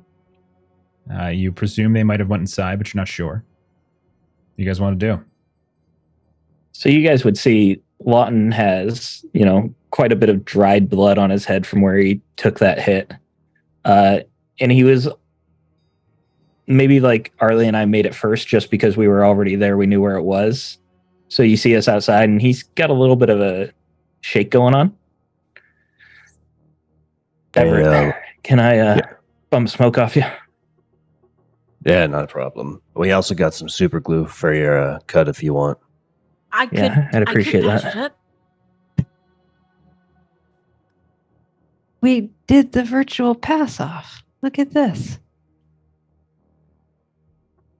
Did you get it right and everything? I wasn't looking. I'm sorry. Did you actually go to the right side? You reached down to the corner. Very nice. Derek's now reaching down. Steven, did you light one? Yeah. They're meant They're to right be next smoked. to each other for me Wow. and Are on those Zoom, real? so it worked perfect. No, they're herbal. Yeah, I figured. I'm like, no way. Wait, did you way. buy the same ones I did? White pack from like Britain or something? I bought hat. It's white and red. I That's can't so find great. mine. But yeah. I've been waiting for this moment for 6 weeks now, so had to make it happen. I That's really great. love that we have started to do a little bit of like the dress up prop work. I'm loving this. This is so great. This is awesome. Oh goodness. All right. You guys are out in front. You're smoking your cigs. A couple of you have got some blood coming down from various places in your bodies. You believe two people just came out of this barge. Tall, short, couldn't make out anything more than that. And you believe they went inside this factory. What do you guys want to do? So, Mr. Stone and I found a way in that is not through these front doors. We did find scavengers here. I'm not entirely sure whether they're connected. They were not tattooed. They look like they've been out here for a while, but we do have a way in that we could use if you all would like. Lead the way. Let's see if we can ID these guys. Are there any other entrances that you were able to find, or just this main one and this other one? Just the two that we saw so far. We didn't do a thorough check. Yeah, you haven't done thorough exactly. But you know it's not in great condition. There's some cracks here and there. It's multi-level. Inside, you knew that the roof was kind of breaking apart here and there, but you didn't see any other like formal entrances. Remember that there are some of these heaps of trash are like abutted against it, like they're like just leaning against the factory. So it's possible they could be covering something else. Arlie, you found tunnels, but you don't necessarily know whether or not the tunnels out here go and weave in. You know, at some point they do, but you have found a couple, so there's that to consider as well.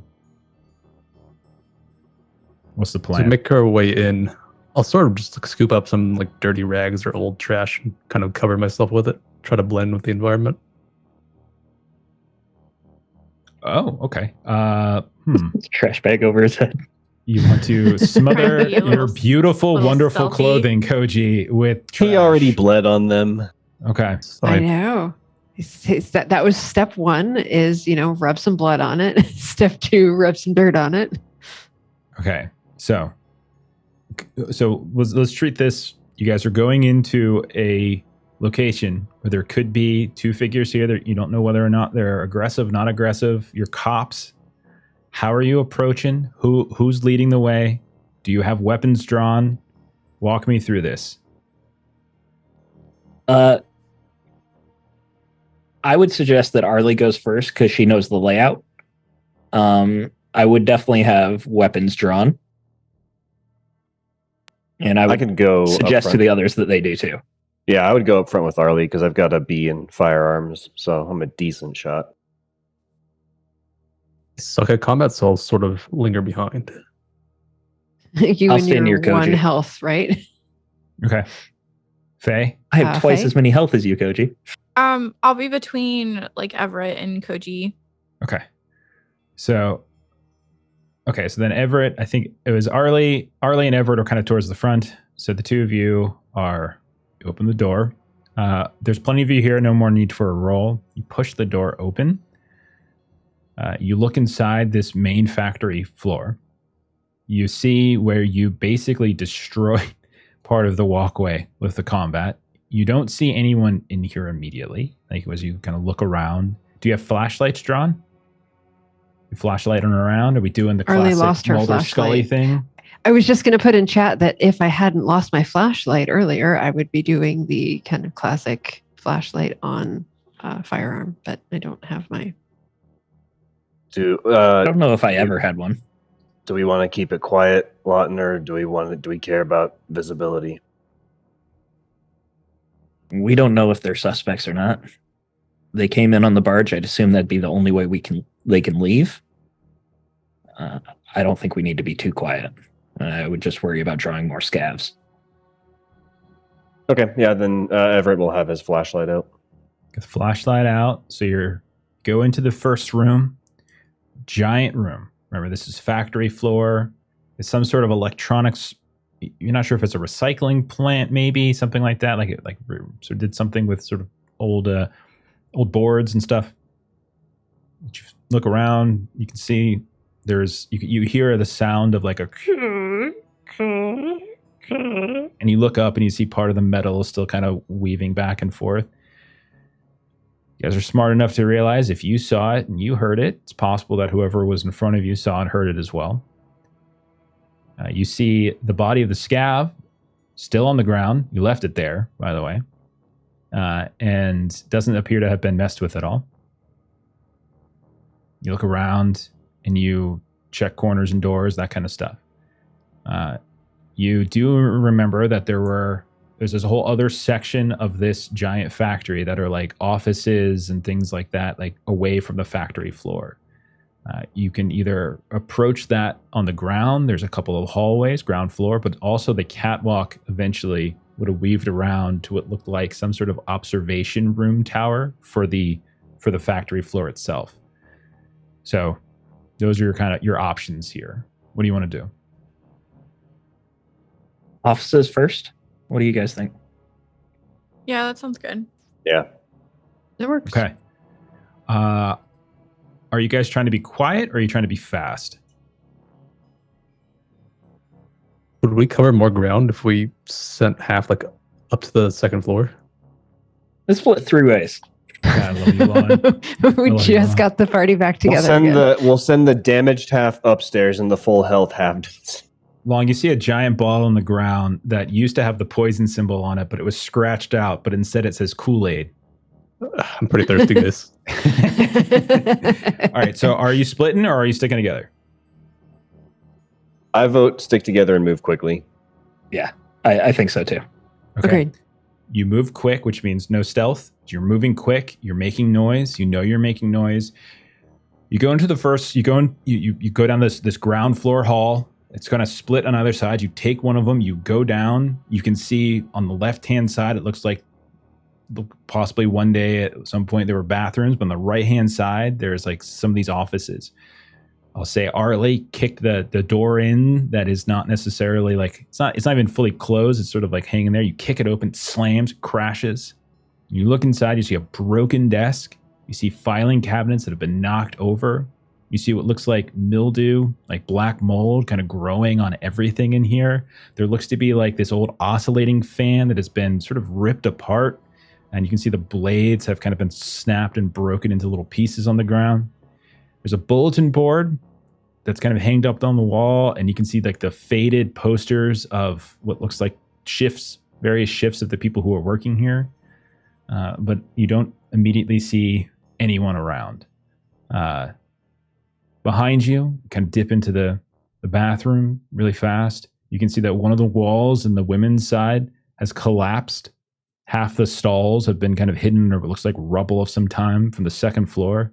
But in doing so, it's also created this sort of secondary climb. You'd have to climb, roll a check, that could potentially get you up to the second floor. You peek into the men's bathroom. Roll an observation test, whoever wants to peek into the men's bathroom. I would say not all 5 of you, maybe 1 or 2 of you. Not you, Faye or Arlie. I've got a decent observation. I can go. I've got a Everett, concussion. go. I can't see anything. Everett and Lawton, go ahead. You've got disadvantage. Stay hydrated. 1 success. Okay. Everett, you see what looks like you're kind of shocked to see it, but what looks like a stack of like magazines, like physical old magazines in one of the stalls that actually seems to be in relatively good condition. It looks like the hinges have been replaced. And when you look at the toilet itself, it actually seems functional. We'll go through all the trouble to keep this toilet in working order. Adult magazines? High or low? Always go low. There is, in fact, an adult magazine in there in the stack. You found a jerk-off station. Oh no. Oh, God. And we see one jerk here. No, just kidding. Okay, so what are we doing? I guess I'll closely look. Is the stall door open? Like to see in clearly? Yeah, there's no one in here, but you can tell that someone has been trying to maintain this bathroom for some time. God, this sounds like so D&D. I'm gonna check it to see if it's like a hidden door of some kind. If I pull the lever, will the wall turn sideways? Ever pulls Pull the lever, Kronk. and the toilet explodes. No, the toilet flushes. It's fine. It's the water is disgusting when you look at it. It's not clean water, but it does flush down. And it gets replaced with equally disgusting water. A place that smells like shit. Why have working plumbing when you could go wherever you want? It's Unless so... people are meeting here and this is some sort of headquarters. See if they're hiding something in the tank. Ah, yeah, and the old drug drop in the top tank. I lift the little tank lid. There's nothing. I will tell you, you have found Just everything leave that this is meant to be fucking toilet found. alone. No, I was he's just trying to. He's convey trying the to. idea No, that- he's trying to dissuade. There's something here, guys. You Alright, flip through the magazines. Maybe you can take a shit at it first. I did kind of have a big breakfast. All right, so sit on the toilet, flip through every magazine, something will happen. All right, we leave the toilet behind. Okay, so you can continue down the hall of this like sort of is almost like a horseshoe in a way. Like there's two hallways. You have to continue down the southern hall, loop around towards the northern hall, and then it'll take you back to the factory floor. There's the rickety staircases that you could go back to in the factory floor that go up to the second level. There's this rubble in the women's bathroom that you could potentially climb up to the second level as well. What do you want to do? Is there is there a layer of dust on the floor or something that we could use to see if tracks or footprints have gone through recently, or no? There's definitely grime everywhere, and you do see tracks coming and going. I would say you wouldn't be able to distinguish if it's happened within the last 15 minutes or something. All right, Everett shrugs. He doesn't know which way to pick. Let's head up. Yeah. Do you want to head up through the women's bathroom, or do you want to go back out and go up the rickety staircase? The The more bathroom's interesting way probably- is clearly through the bathroom. Yeah. You guys gotta start. Come on, make decisions. No, Let's go. we're going up trying the to make this a bathroom. tense We said moment. going up. Going Okay. up. We're going up the women's bathroom. Yes. Okay. All right. So you climb up the women's bathroom and you find yourselves in what looks to be some sort of kind of conference room area. You think you see what looks like a broken down kind of glass and metal large conference table. You see what looks like the wall has been scavenged of what appear to be various TVs, like flat screen console things on the walls. They've been ripped apart. You see this large chunk of trash is kind of start pouring into the conference room from the window itself, and then you see the door that leads out into this second story hall is open. It looks like it's kind of hanging off its hinges. Can you go look around the door? Okay, go ahead and roll observation test. D8, D10. That is one success. You stick your head out, and you hear a gunshot go off, and you see the door frame right next to your head explodes. It doesn't quite hit you, but you get a little shrapnel kind of in your face, and you see down the hall. You see a shadow just sort of run across. You hear heavy footsteps, and you hear here coming out. What do you do? Arlie is going to come back behind the door, kind of keep her gun out, and just kind of look for everyone to kind of take positions before poking back out again. Would from the way we came in, would I know that there's a route that they could escape from? So, If I know, I would like to try and cut them off. You know that there are basically there's a way to get down from the second level in the factory floor area. You know there's the women's section, so you know those two at the very least exist. Whether or not there's a third, you don't know. Okay. I think I would immediately start taking off for the factory floor. Okay. And I'd yell, "I'm cutting them off," or something like that. Just trying to get to that main door, making sure they can't get out to their barge. Okay. Yeah, Faye will full run with Lawton.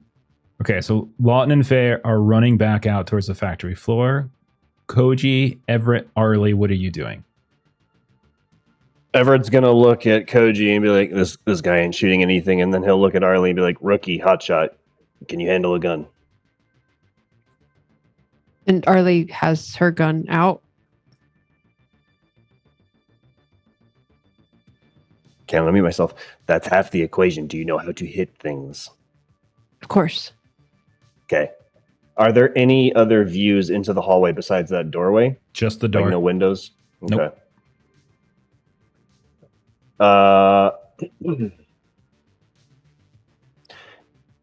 Everett turns to Arlie. Do you have a mirror of any kind or something I can use to look down the hall? And she just sort of looks at you and then looks around the room. Looks for something like a frame or something. There's some might have had glass in it. maybe, but it's also extraordinarily dark up here. The only light you get is whatever you bring. There's no light bulbs on. There's no overhead lights. It's all very dark. Okay. Everett will just put his hand holding the flashlight facing down the hallway to see if another shot comes in. You hold it out. No shot comes. Koji, what are you doing? I'll come up to this room here and yell out the doorway. LAPD, put your hands where we can see them. You wait a beat, no response. We're going to cut to Lot and Faye, who have started to run back to the to what looks like this factory floor. And as you're running, the two of you can hear the sounds of someone else running. And as you burst out into the lower factory floor, you see someone ching, ching, ching, kind of coming down the what looks like the western stairs of from the catwalk, carrying something in their hand. Very short-looking man, kind of dirty grime. Your eyes lock, and he kind of looks at you, and we're going to go into initiative. Okay. So I'm going to put... If this man smells, we have our suspect. Put everyone into initiative. Got to get close enough to smell. All right, so let's put everyone into initiative, and we roll for all. Okay. So Faye, you're up first. So you see, I would say you've just sort of emerged from the lower level hallway towards the offices. Like you just came out of the women's bathroom. You're standing. It would be a full move action to kind of change, because you're not in short range. You would actually have to change zones to get over to them. But they're standing. They look at you. They got this dirty face. Does not look like the images that you've seen of Ty Walters. Somebody different. And from what you've learned of Ty Walters, he's a big boxer. So doesn't appear to be him. But he's kind of carrying something kind of wrapped up in like tarps and cloth, eyes wide as he stares at the two of you coming out of the bathroom. Faye, what do you want to do? I want to like run and tackle this guy. Okay, they're on a staircase, so I don't know if like they're on like this tight little staircase. You can go up and you can go up and grapple, or like, block him off at least. Sure. Yeah, go ahead and just we'll do hand to hand. So go ahead and roll hand to hand to charge in.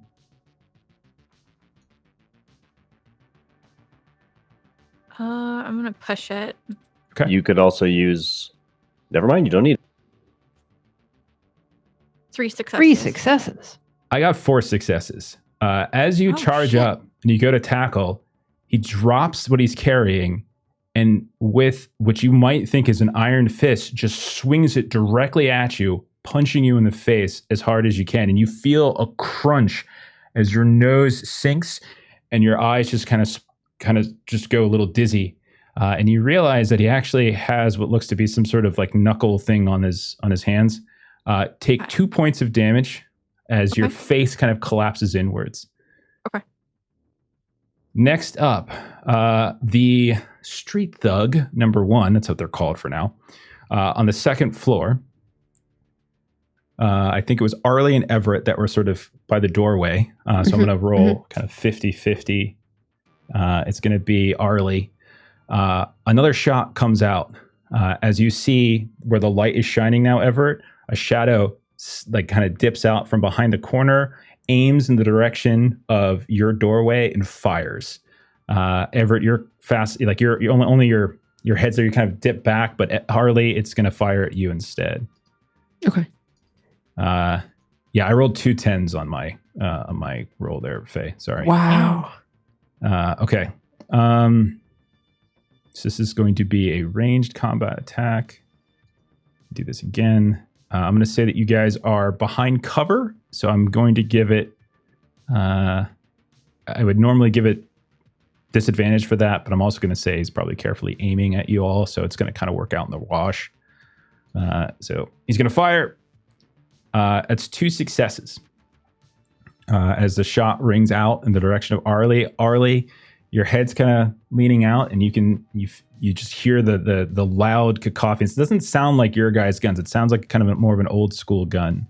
You're going to take 2 points of damage, and then because it's a 2, I'm going to roll on the critical injuries table.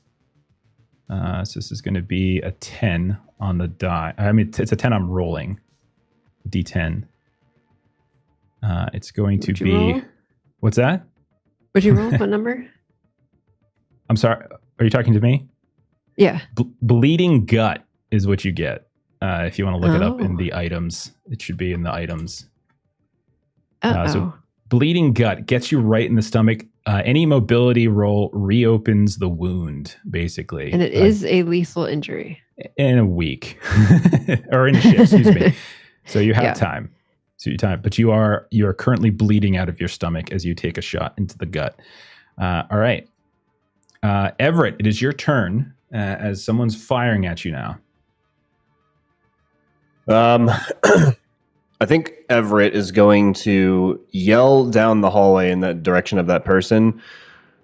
We have a strike squad of 5 of us in here. We have the building surrounded. Lay down your weapon, or this is going to get a lot worse.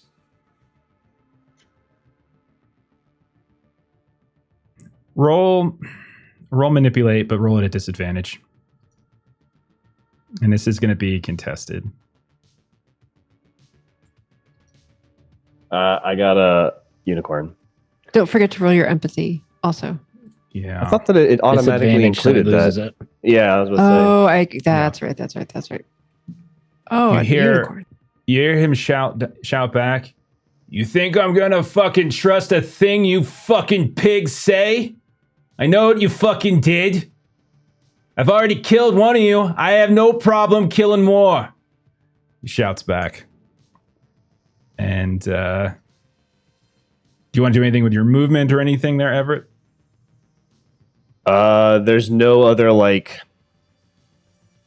there's nowhere in that hallway I could duck into and dive across while he's focused on what he's saying. You certainly can. Yeah, there are other, you can see there's other doors here and there kind of cascading up the hallway. I want to try and reposition so that if he peeks out to that same doorway, I can get a different angle on him. Okay, so you can move in and you get a little bit closer. So we'll say you just run across the hall into the next room, and you're kind of still a couple doors away, but you've made the movement. Arlie, just got shot in the stomach. What do you want to do? I would, yeah. So kind of chat mentioned this. Arlie's just going to kind of she is hurting, but she's going to, is that a confession? And she's going to try to return fire. Okay. You just hear him say, "He burned us. We're burning you." Go ahead. Go ahead and put behind cover.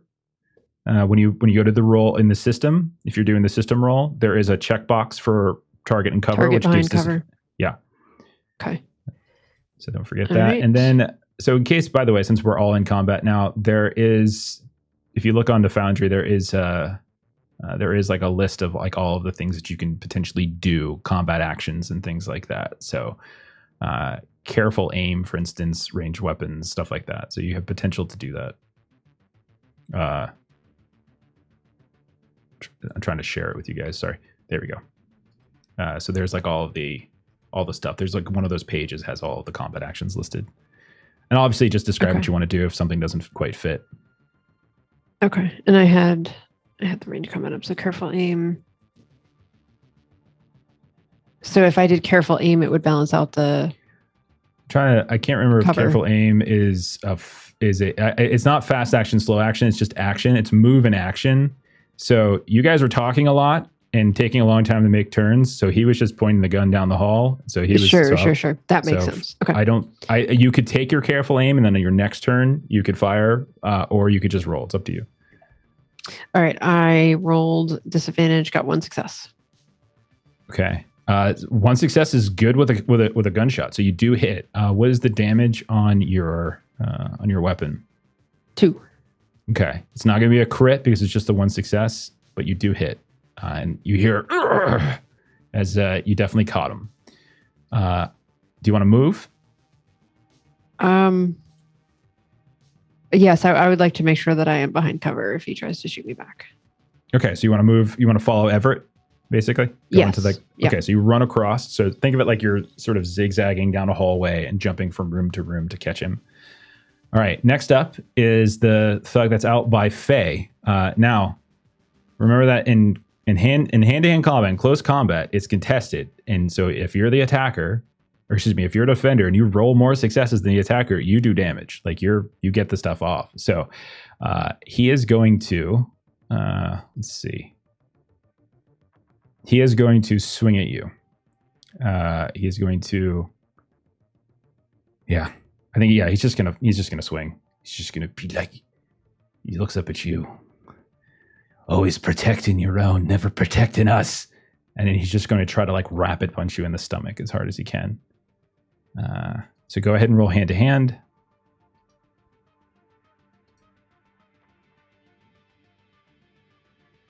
Just one for me. All right. 2 successes for me to your 1. So he's going to punch you in the stomach, and you take 2 points of damage as he swings and punches you in the stomach. It's not a crit this time. It's just a flat 2. I am broken by damage. All right. Is broken by damage, do we do crits for that? I can't remember. No. Do the crit rolls? No. Okay. It's only for... If she gets hit again, it's an automatic crit. Okay. So, Lawton, you see Faye crumble. Now, Faye, and I would even say Lawton would probably know. Lawton, you know Faye's very tough, very good at what she does.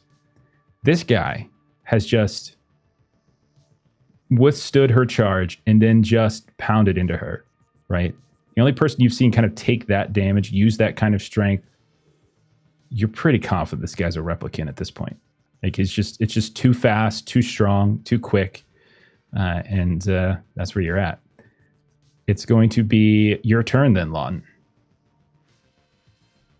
I was tempted to flip the switch for the sonic ammunition, but if I feel pretty confident he's a replicant, then I should shoot to kill.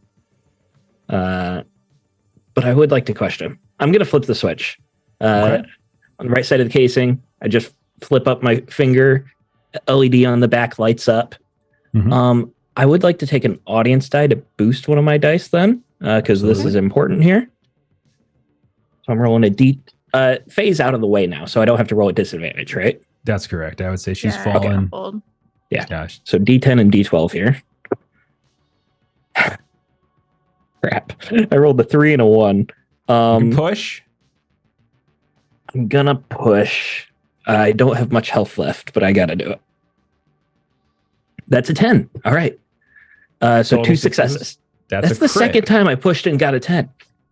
So that would be a crit as he's pounding away at Faye. Faye finally falls, and he's probably not paying attention to you, and he's just sort of standing there. And he's short, he's squat, but he's standing wide open at the base of the stairs, and you fire. What is the crit on that one? Because the sonic is what's the? It's a D6 crit die. And does it say what kind of damage? Crushing 1 damage. Okay, so it's going to be the crushing table. You roll. Go ahead and roll that D6. 4. All right. So on the crushing gouged eye again, you shoot him in the eye. You get him right in the eye, and you're just going to shoot. You'll shoot your eye out. And he does a total. How much damage was the total? 1 damage. Oh dear. Okay. You shoot him in the eye. It's non-lethal. That's why. He looks up at you. I don't recognize you. You weren't there when they burned them. But I don't care. You're helping them. You're protecting them. That's all you people do is protect each other. You're supposed to protect them. You're supposed to protect us. I'm gonna rip your fucking head off now. And LAPD freeze. Koji, it is your turn, my friend. What would you like to do? Like to stay in this room and sort of give covering fire as best as I can from here. You can take a shot down the hall. The doorway has opened up. That spot that Arlie was in. If you want to take a shot down there, you're welcome to do so. Just remember, you're going to be at disadvantage because he is behind a corner. So we're going to call that cover. Of course, him firing back at you is the same. Okay, that is fine. I've got a little subcompact on me. So You step up right as he's trying to get a beat on Arlie, as Arlie darts to the other, and he doesn't pull the trigger because she gets in there just fast enough, and you're trying to take advantage of it and to fire down there as he's peeping out. Go ahead. Okay, I've got the D in agility and a D in firearms. So here we go. All right, man. Maybe you can convince him to put the gun Would you into his like leg. a boost? Or did you already roll? I rolled already. All right. 5 is failure, I believe. So 0. You want to push? I can push it, yeah. Yeah, you're the attacker. You're good. How much else do you have? We got a 6. I have 1. So I got 1 success. One hit's For one all you damage. need. What's the damage? It's 1 damage. 1 damage. All right. Are you not using the normal? You're not using the normal. No, I chose the subcompact as my starting. All right. You fired and you hit him. He's taken 2 shots now. He's still standing though. Still standing. Go back to the top of the round. Faye, unfortunately, you have crumpled. You are broken. So let's talk about broken for a second, because I'm pretty sure there's nothing you can really do, as you're broken by damage, You right? can crawl and Yeah. mumble through the pain. So yeah, you can crawl and mumble through the. Is there anything you mumble? Is there anywhere you want to crawl? I think right now she's just gonna stay there and try and see if he can trip over me. Than anything. Okay. If he hits you, you're going to take another crit injury. Oh yeah, you know. so then she'll just start crawling towards Lawton. Okay, so you start crawling in the direction of Lawton. Everett, you're up next. You have kind of closed the distance a little bit. You've heard the shot go off. Koji hit him. You know he's kind of still down that hallway. What do you want to do? I'm assuming there's too many walls between me and him that I can't just shoot through the drywall and hit him. I would say you can, but it's going to be a disadvantage as you're... And I probably would also reduce the damage by 1 as it's going through drywall. That's what I would say.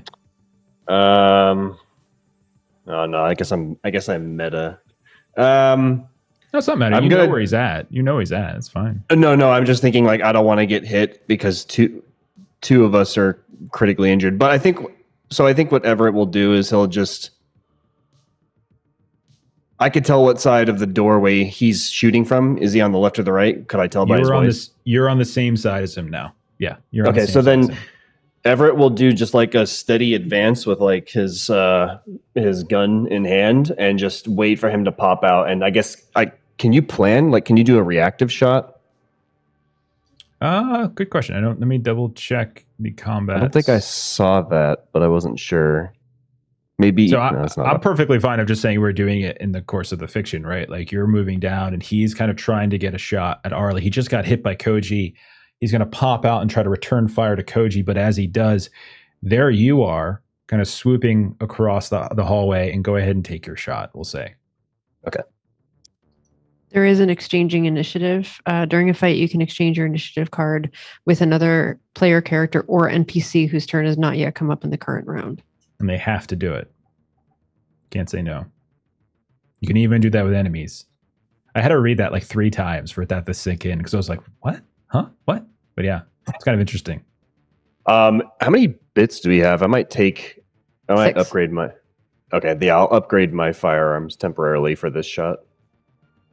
Thank you, audience. Yes, thank you. That is 2 success. That is a crit again as you fire. So that's going to be... All right. So the other thing with crits, by the way, is that they do an extra point of damage. So that actually would do a total. So your normal firing damage is 2. And so then you get +1. And then you'd also roll the crit on top of it. So what's the Nice. crit die for that? That's a little blood symbol, right? Yeah. Should be D12. D10. D12? Okay, roll a D12 for me. 8. An 8. Brains blown out is the critical effect. So let me get that up so we can read Well, it. I can't question him now. Yeah. Instant death. So he steps out. He's about to fire at Koji. You pull the trigger and you get him right in the face. His face, you just see the back of it just explodes. There's a hole about the size of, kind of a second mouth in his cheek. And then you see behind him in the wall, a big burst of red. And as he just kind of stands there, sort of for a moment, you recognize the face as Ty Walters. You saw this face in Maeve's bar on some of those different like murals and things with the boxing matches and photos here and there, and he collapses to the ground. Okay. Let's see. Yeah, Everett lets out a big sigh. Arlie, you hear the thump of a very large man. He's a big boxer bouncer. This guy's like 6'4", 6'5", big dude. And he collapses and you hear it. And Everett probably shouts out too, I would imagine. Arlie, what do you want to do? So Arlie is still keeping her guts inside of her. And so she is going to see if she can get eyes on the other remaining assailant. Okay, so it would take your whole turn if you wanted to get essentially back down the hallway, because you've moved further away from the factory floor at this point. I would say it would take your whole turn, your whole action, your whole movement, and you can get essentially to the catwalk and you would be able to look down. Do you want to do that? Yes, I would. You run down the hall, you look down, you see Faye crawling away in pain while this very short man who had just dropped something on the ground is threatening Lawton. You see Lawton holding up a gun, and that's what you see. Okay. And it is now his turn. Do you shout? You can shout something, say something if you want. It's up to you. Yeah, she's definitely holding herself, and she's going to yell, "One down, one to go." He looks up at you at that, and he sees you up above. He just sort of shakes his head at you, and he just says, "Wake up." And he's going to charge at Lawton. Arlie just showed up. Don't we get a roll? I'm going to kick your ass for what she said. So his movement is going to close the distance to you, and then he will swing. You will also get to roll hand to hand, so go right ahead. And roll I will take an audience die because I need it desperately. Yeah. Got it. So that puts me to 2d8. I have rolled really well with this guy so far, so we'll see. Yes, you have. The audience is really saving our ass. 1 success. I got 2 successes, my friend. So he is going to hit you. It's not a crit, but you will take. I can't push defending, right? You said no. You can't. Yeah, that's okay. No, it's yeah, only, sorry, only an attacker can. It's all good. 2 points of damage as he comes up. He just charges in, reaches back. You can see the glint of whatever he's got around his fists, those knuckles, and he just swings out and catches you right in the jaw. The pain just radiates through. You feel your teeth shift and move. How are you looking? I am broken now because I kept taking damage from pushing my own shots. Arlie, you watch below as he looks up at you. He says, "Wake up." And then he chases down at Lawton, punches him in the face, and Lawton falls. And so now both Faye and Lawton are on the ground. But that is his turn. And it will now be Lawton Stone's turn. Lawton, what would you like to do? LAPD, freeze.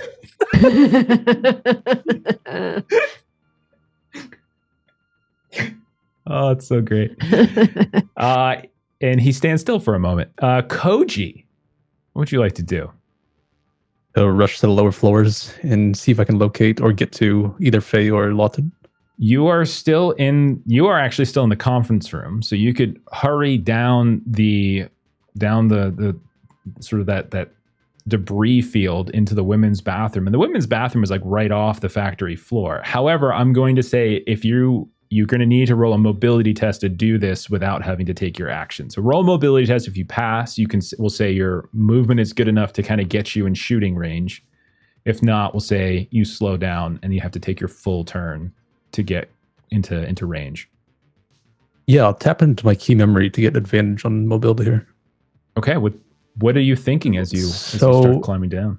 Yeah, in my memories, in my childhood, there was moments where I had to run through alleyways, maze-like, to get away from my pursuants.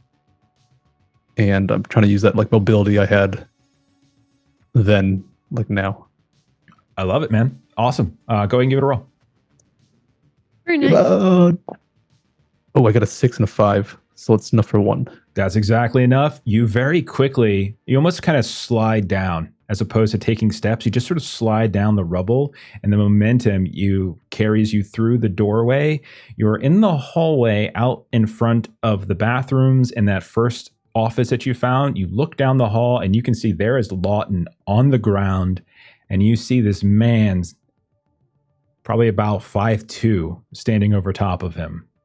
I would say you look off a little bit to your left, just to maybe about 10 feet away from Lawton. You see Faye is kind of crawling in the direction of Lawton.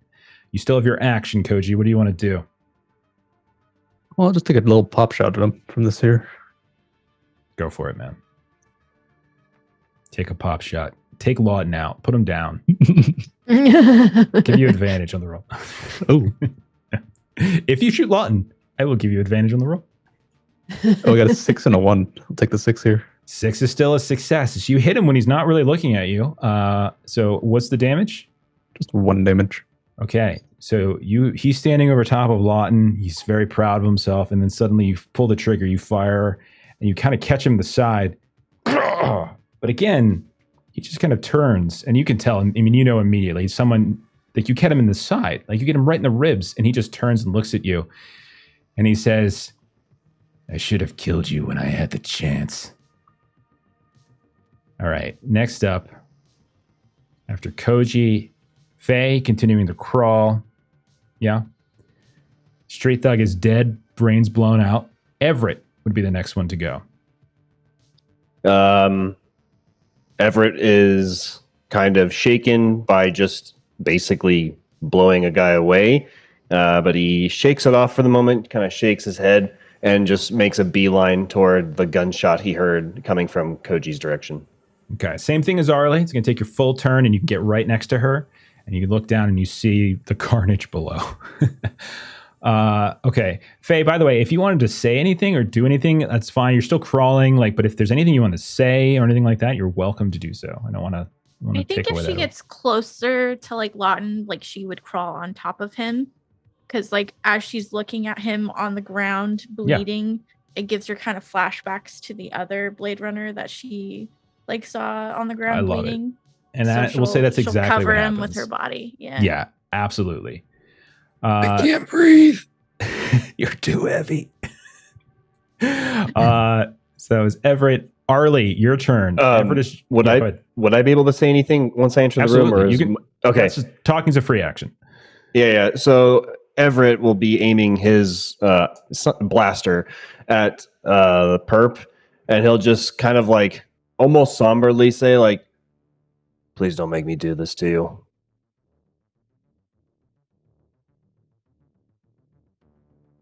He'll look up at you. He'll see you and Arlie. He's blood coming out of his side. He looks up at you and he just says, they burned all of them, all of us, when we had an agreement. We were giving ourselves up peacefully, and they burned us. I'm not listening to a single thing you say. And then, Arlie, your turn. You're on the catwalk right next to Everett. You look down. You do have view of this figure. You see Faye has climbed up on top of Lawton. What would you like to do? Could I do what Lawton had been trying to do and kind of switch the gun? I'm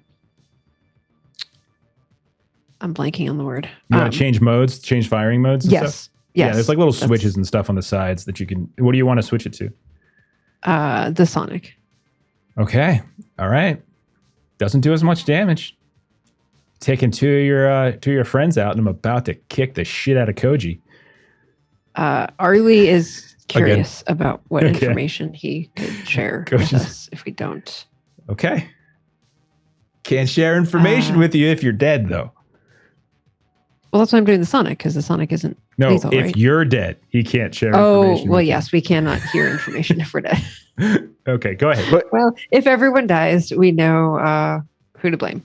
quick aside, That's man.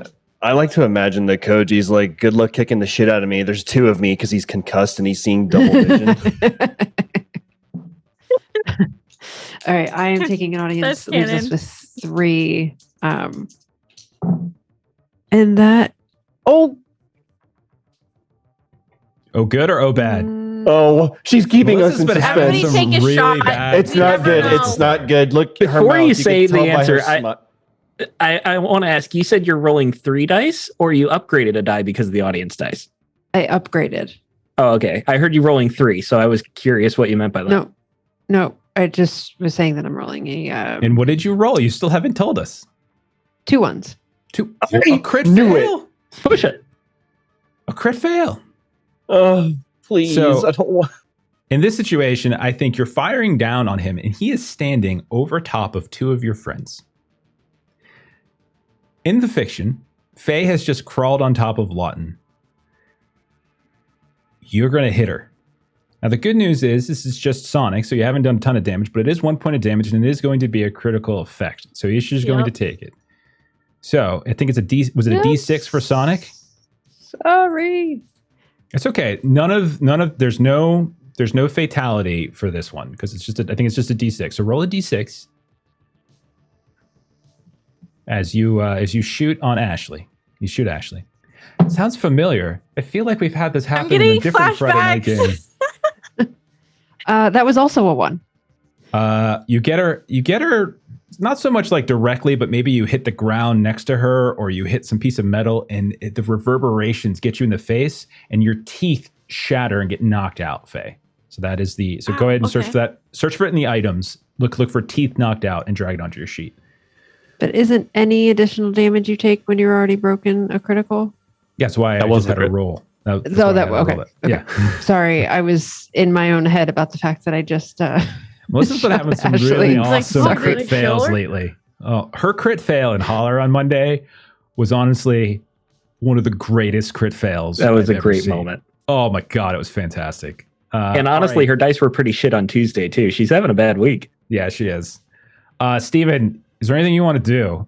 Faye is on I top want of to crawl you. out from under Faye. Okay, you crawled out from under Faye.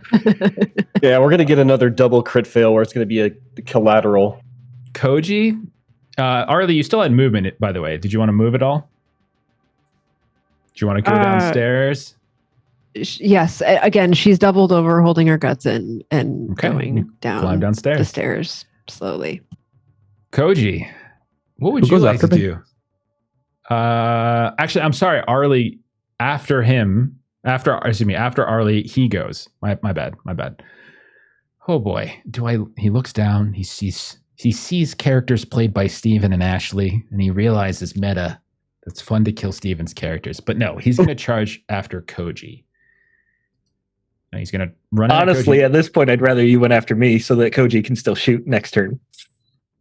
And he is going to again try to punch Koji. Koji, go ahead and roll hand to hand.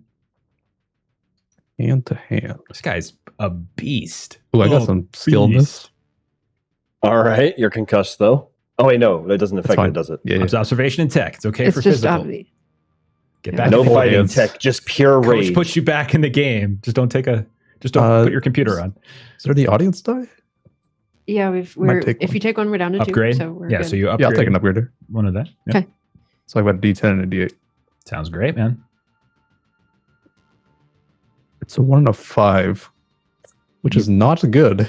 You cannot push. No. I can't push, right? Can't push because you're the defender. However, I actually rolled 0 successes, and I can't push. So I rolled a 4 and a 5. So you are actually okay. As he comes up, he swings, you duck, he swings again, you duck once more, then you try to kind of kick him in the leg, and he steps out of the way, and there's just like fast moving exchange of blows, and none of them actually land in any meaningful manner.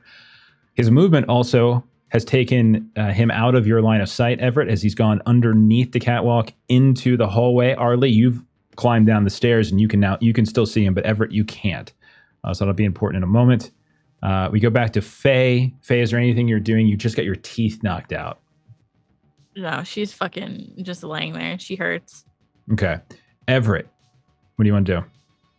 Is there does the catwalk wrap or turn in any way where I can keep my height advantage but still see what's going on? The problem is going to end up being the distance is you're going to have that darkness problem that you were joking about Even before. with the flashlight? Well, the flashlight's only going to go so far, and so the catwalk is it's a massive factory floor, and so you'd have to kind of go all the way around for a ways before you can kind of get an angle. Yeah. If you just went down, you get a view, but you are then. I don't want to be in punching distance of this distance. Yeah. This guy's a beast. I thought the other guy was going to be the tough one because he had the gun, but no, this guy's crazy. But I would be able to walk into view of him, and then I would be able to careful aim. Could I carefully aim for his knee to get him down? Because I'm not switching to Sonic. Right. So a careful aim is just like you're doing so there's two different things. There's called shots. So you can do a called shot, and then there's careful aim. Oh. Careful aim is essentially you're just aiming this round, and your next turn you'll fire with a advantage. If you do a called shot, that's different. So if you're specifically looking for his knee, that's what you would be doing. Would the called? I'm assuming the called shot would be a disadvantage. Called shot is not a disadvantage, but if you succeed, you inflict no damage, and instead could do one of three options. You could pin down your enemy. You could make them drop their weapon or another object, or they fall to the ground or is pushed back. Yeah, I basically want to remove their mobility so they stop taking us out. So Everett will move into view and do a called shot to the knee. Sounds great. Yeah, go ahead and get there. And I'm using a dice because I'm not risking this. Okay, audience dice. So you're boosting one of your die. Down to one. Okay. Yeah. We got to live. That is 2 success. That's a crit success. It was a called shot, so it still doesn't do any damage, I'm going to say. So you get him. He falls prone. And I would say like his knee, kind of shoot him in the back of the knee, kind of explodes off to the side a little bit. He likely just ripped apart some of his tendon. He's going to be limping for probably a long while. But he falls to the ground, prone, right in front of Koji. Good shot. All right. And then Everett will say again, please don't make me do this to you. Arlie, you're up. All right. I'm going to... Do I need to relocate, or am I in a good place that I can... You can fire at him. He's laying on the ground. He's prone in front of Koji. Yeah. And I don't think prone affects... I can't remember if prone affects ranged. I know that you only get a bonus from prone if you're doing engaged, like, hand-to-hand combat. Since we're cops, do we have handcuffs on us? Like, just... I would imagine. As a given? Okay. Yeah, I would imagine. I'm fine with that. Seems pretty standard stuff. He is, right, as Faye can attest, and as Lawton can attest, fairly strong. All right, Arlie, what are you doing? All right, so I will... Arlie's going to be brave. She's going to move in kind of over him to shoot. I'm going to shoot down at him? Yeah. Okay. Are you still have the Sonic on? Okay. I do. So it's a D12, and I'm going to take the last one. I will say, because you're standing over top, since you specifically move, I will give you the advantage. I don't know if that's how it's supposed to be played. We'll have to check that later, but I think it makes sense. You're firing directly down on him. I have no problem with that being an advantage in this case. Okay. And what does advantage do for... Same thing. It's just like any other roll. You're rolling an extra one of the lower of the 2 die, and you're taking the higher from that. Okay, so I will roll an extra D10 because I took the audience. So that is an 11 on my D12 and a 5 on my D8. So you've got 2 successes. Do you want to push to try to get more? You have a critical effect. It would break me. I only have one resolve. If you get a 1. Only if you get a 1. Right? Okay.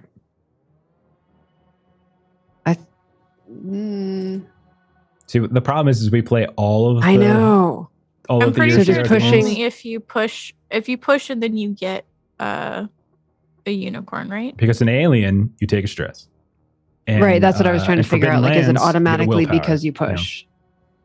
Yeah. Oh, actually, no. You have Only to a go 10% chance on a D10. So, you know. No. A replicant is they always suffer stress when pushing. Oh, thank you. That's right. Oh, She's yes. a replicant. Okay, That's that's what it I is. was. Okay. Okay, So you yeah. still got a crit. So you're still good. So your base damage is 1. You will do 2 Yeah. damage to it.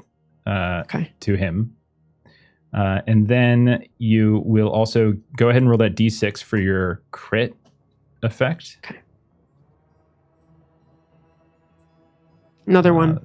Another one. You knock his teeth out again. You're not gonna you keep knocking people's teeth out. All right. So Oh, let me. goodness. So Old teeth many taker. ones. Just. Yeah. He just looks up at you and he's just like, "Wake up!" And you fire again, and your teeth and his teeth just shatter. He gets disadvantage on manipulation rolls. He won't be able to convince us. Okay, it is his Right. turn now, and he does have 2 targets.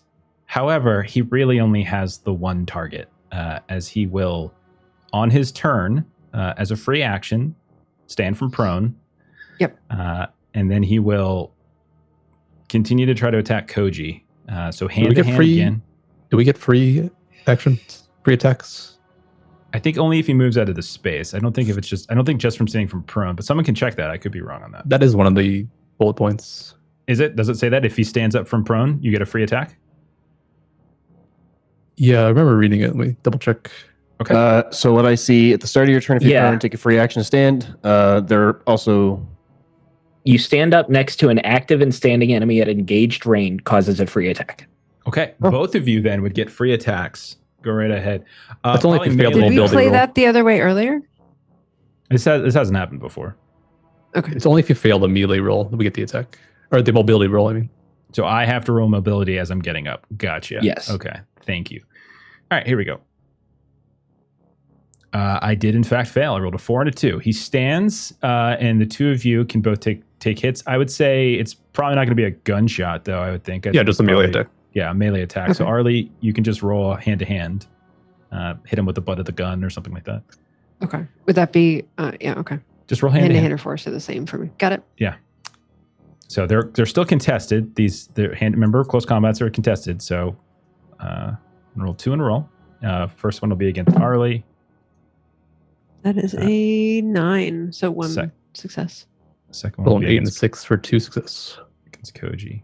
Okay. 1 success against Arlie, so nothing happens. It's a tie. 1 success against Koji, who had 2 successes, which means his hit goes through. So you do get your hit. What kind of... Do you have a melee weapon that you're using specifically, or are you just punching him? I think just my rings. Okay. or the Damage. butt of his whatever your gun handle, pistol handle. Yeah, just 1 damage. If you want to... I'm fine with pistol whipping. We can say pistol whipping is the equivalent of like a brass knuckle. So I'll give him a 2 damage hit for that. That's fine. And he is Okay. not looking good. He is not looking good. Well, also you Arlie- can't- Now it's his turn. Also, you can't defend free attacks. Oh, well, if that's the case, why didn't you say that? So if that's the case, your 2 would have been a crit and Arlie's 1 would have been successful. So I'm going to let the 2 of you describe how you beat this guy down as he tries to stand up. Because he's down now. So I with think it's his go ahead. movement, as he tries to get up with the back of my pistol, I just whip him across the face and sort of just set him back down and let Arlie finish the rest. He falls down. He tries to climb up once more, kind of grabs Arlie, and he's just like, you can see his teeth has been knocked out. His face is bleeding. You can see part of his head is just sort of caved in where the cheekbone has been just crushed by that swing that Koji just had. And he just sort of spits the last bit of teeth and blood out onto you. Wake up. And then, Arlie, how do you put him down? So Arlie is going to take the butt of her gun, and she's just going to kind of go for kind of like the neck area, and that's where she's just going to kind of flip the gun over, right on the neck. Crush down on him. You feel him kind of like give out, and he falls. I'm going to assume you guys weren't trying to kill him. And you're Right, so right. close, you're just hitting him with. So we'll say, I think narratively, it makes sense just to say you've knocked him out. You've knocked him out cold. He's fallen. And we'll say combat is over. Whew. Faye and Lawton are nearby. I'm Well, gonna either one- rush over so- them. Yeah, so you rush Administer over. first aid. Go for it. Probably get to Faye Yeah. first, and then Lawton. I can go over to Lawton. Okay. Both of you roll your And mental I have aid the tests. other one. God, you're the worst. One right, success. One success. That's good enough. So, who were you healing? You were healing Lawton. Yes. Lawton, you're up with 1 health again. I got Koji? 9, so it's a success. Faye, you're also up. So both of you are up. I think Arlie had a fatal wound. Did Faye or Lawton have fatal wounds? No, I didn't think so. take a crit. Okay. Yeah, and Faye I just just got had your my teeth teeth knocked out. Yeah. So it's really just Arlie that's got the fatal wound in this. So you basically need to tend to her as she's bleeding out. So let's take a look at that before we. She helped finish me, up. so I guess I'll try to help her. I guess. I guess. So let's go through those rules really fast. So I think it's just I just want to make sure because I know there's a healing roll and then there's like the broken roll. Yeah, it's stabilizing crits under recovering. Thank you very much. Bring that up. I've got like 2 different versions of this up.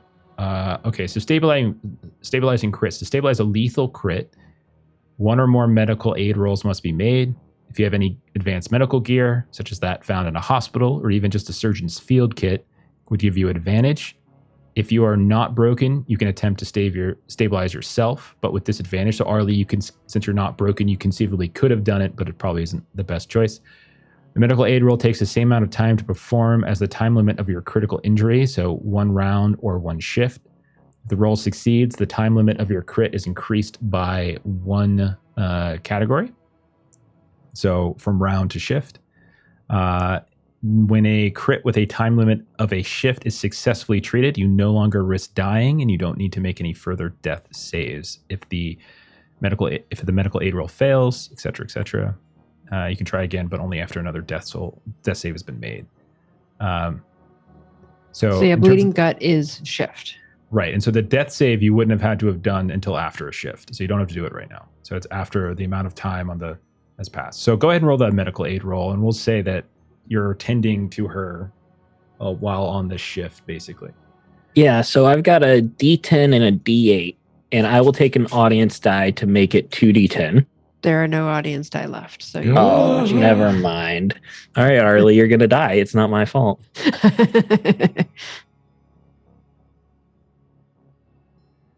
How'd you do? I rolled 1 success. I will not push because I also rolled a 1, and that would break me. 1 is enough. That's all you need. And so in this particular case, since you're just trying to stabilize, so if the roll succeeds, the time limit of your crit is increased by 1 category. When a crit with a time limit of a shift is successfully treated, you no longer risk dying. And so you are no longer at risk of dying, Arlie. And this takes the rest of the shift to treat her, correct? Right. And so I would say, and just sort of, you can say that while you're doing this, I imagine the rest of you might look through some of their gear or what's on them, that kind of thing, and you might continue to look around. But I figure, why don't we go ahead and end it here, and we'll pick up on that next time. You might want to interrogate this guy at some point as well, finish looking around the factory, look through their things. But you have succeeded, and you have killed the culprit, and you have captured this accomplice, maybe. So very, very good good night, I think, for you all, right? Yeah? Oh my goodness. That was brutal. Not too bad. Everett feels Everett. after what he's done. He's getting 3 He's cigarettes. stressed. He's chain smoking right now. He just took out 2 people and he's not feeling great about it. All right. So we will do our questions off air. Why don't we go ahead and do some plugs, and then we will get out of here. So tomorrow, come back, hang out with us. We're going to be playing some more One Ring, episode 51. We're in Tharbad. We also have a very interesting surprise. We haven't been playing it. It is a surprise. We're going to keep it as a surprise. Did I mention there's a surprise? So there's a surprise tomorrow. So come hang out with us. We're very excited. We're very excited for it. as Yeah, You well. will be I also have a surprised, but you will surprise be for tomorrow. surprised. I'm sorry, what? What's your surprise? I also have a surprise for tomorrow. It's a surprise. Really? Oh my Oh. goodness. The surprise is I Wow. can't make it. I was going to tell you, but Are you serious? no. I'm joking. Oh my God. It's so awesome. So That's tomorrow, so surprising. tomorrow, come hang out with us. We're playing One Ring. Monday, we are back to Call of Cthulhu. We are playing Horror on the Orient Express. We are in France, in Paris. Very excited to continue with that game. And then Tuesday, Steven, what do we got? Yeah, I started the tradition this week of almost TPKing a party in Forbidden Lands. Jeff decided to follow it up with Blade Runner here. But the party is alive, but barely hanging on by a thread. And they've found some people that might be antagonistic, might be friendly. So we'll see how it goes next week. Sure. Gunk's actually in fairly decent condition, by the way, which is really funny. He didn't take any hits that whole fight. I kind of feel guilty because like Everett almost died and I was just hanging on his back. But I did try to drag him to safety. So I feel I did. You were too busy rescuing everyone. Like I David Hasselhoff, everyone that mattered. Okay.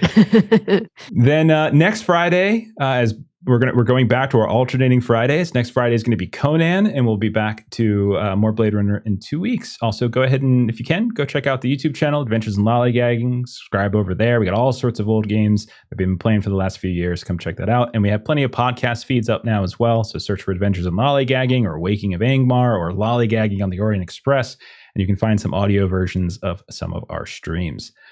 So what we're going to do now is we're going to raid our buddies over at Defenders of Cobalt. They're playing some Umerica. So follow us, follow them, follow the raid, and we'll see you later. Bye-bye. Bye.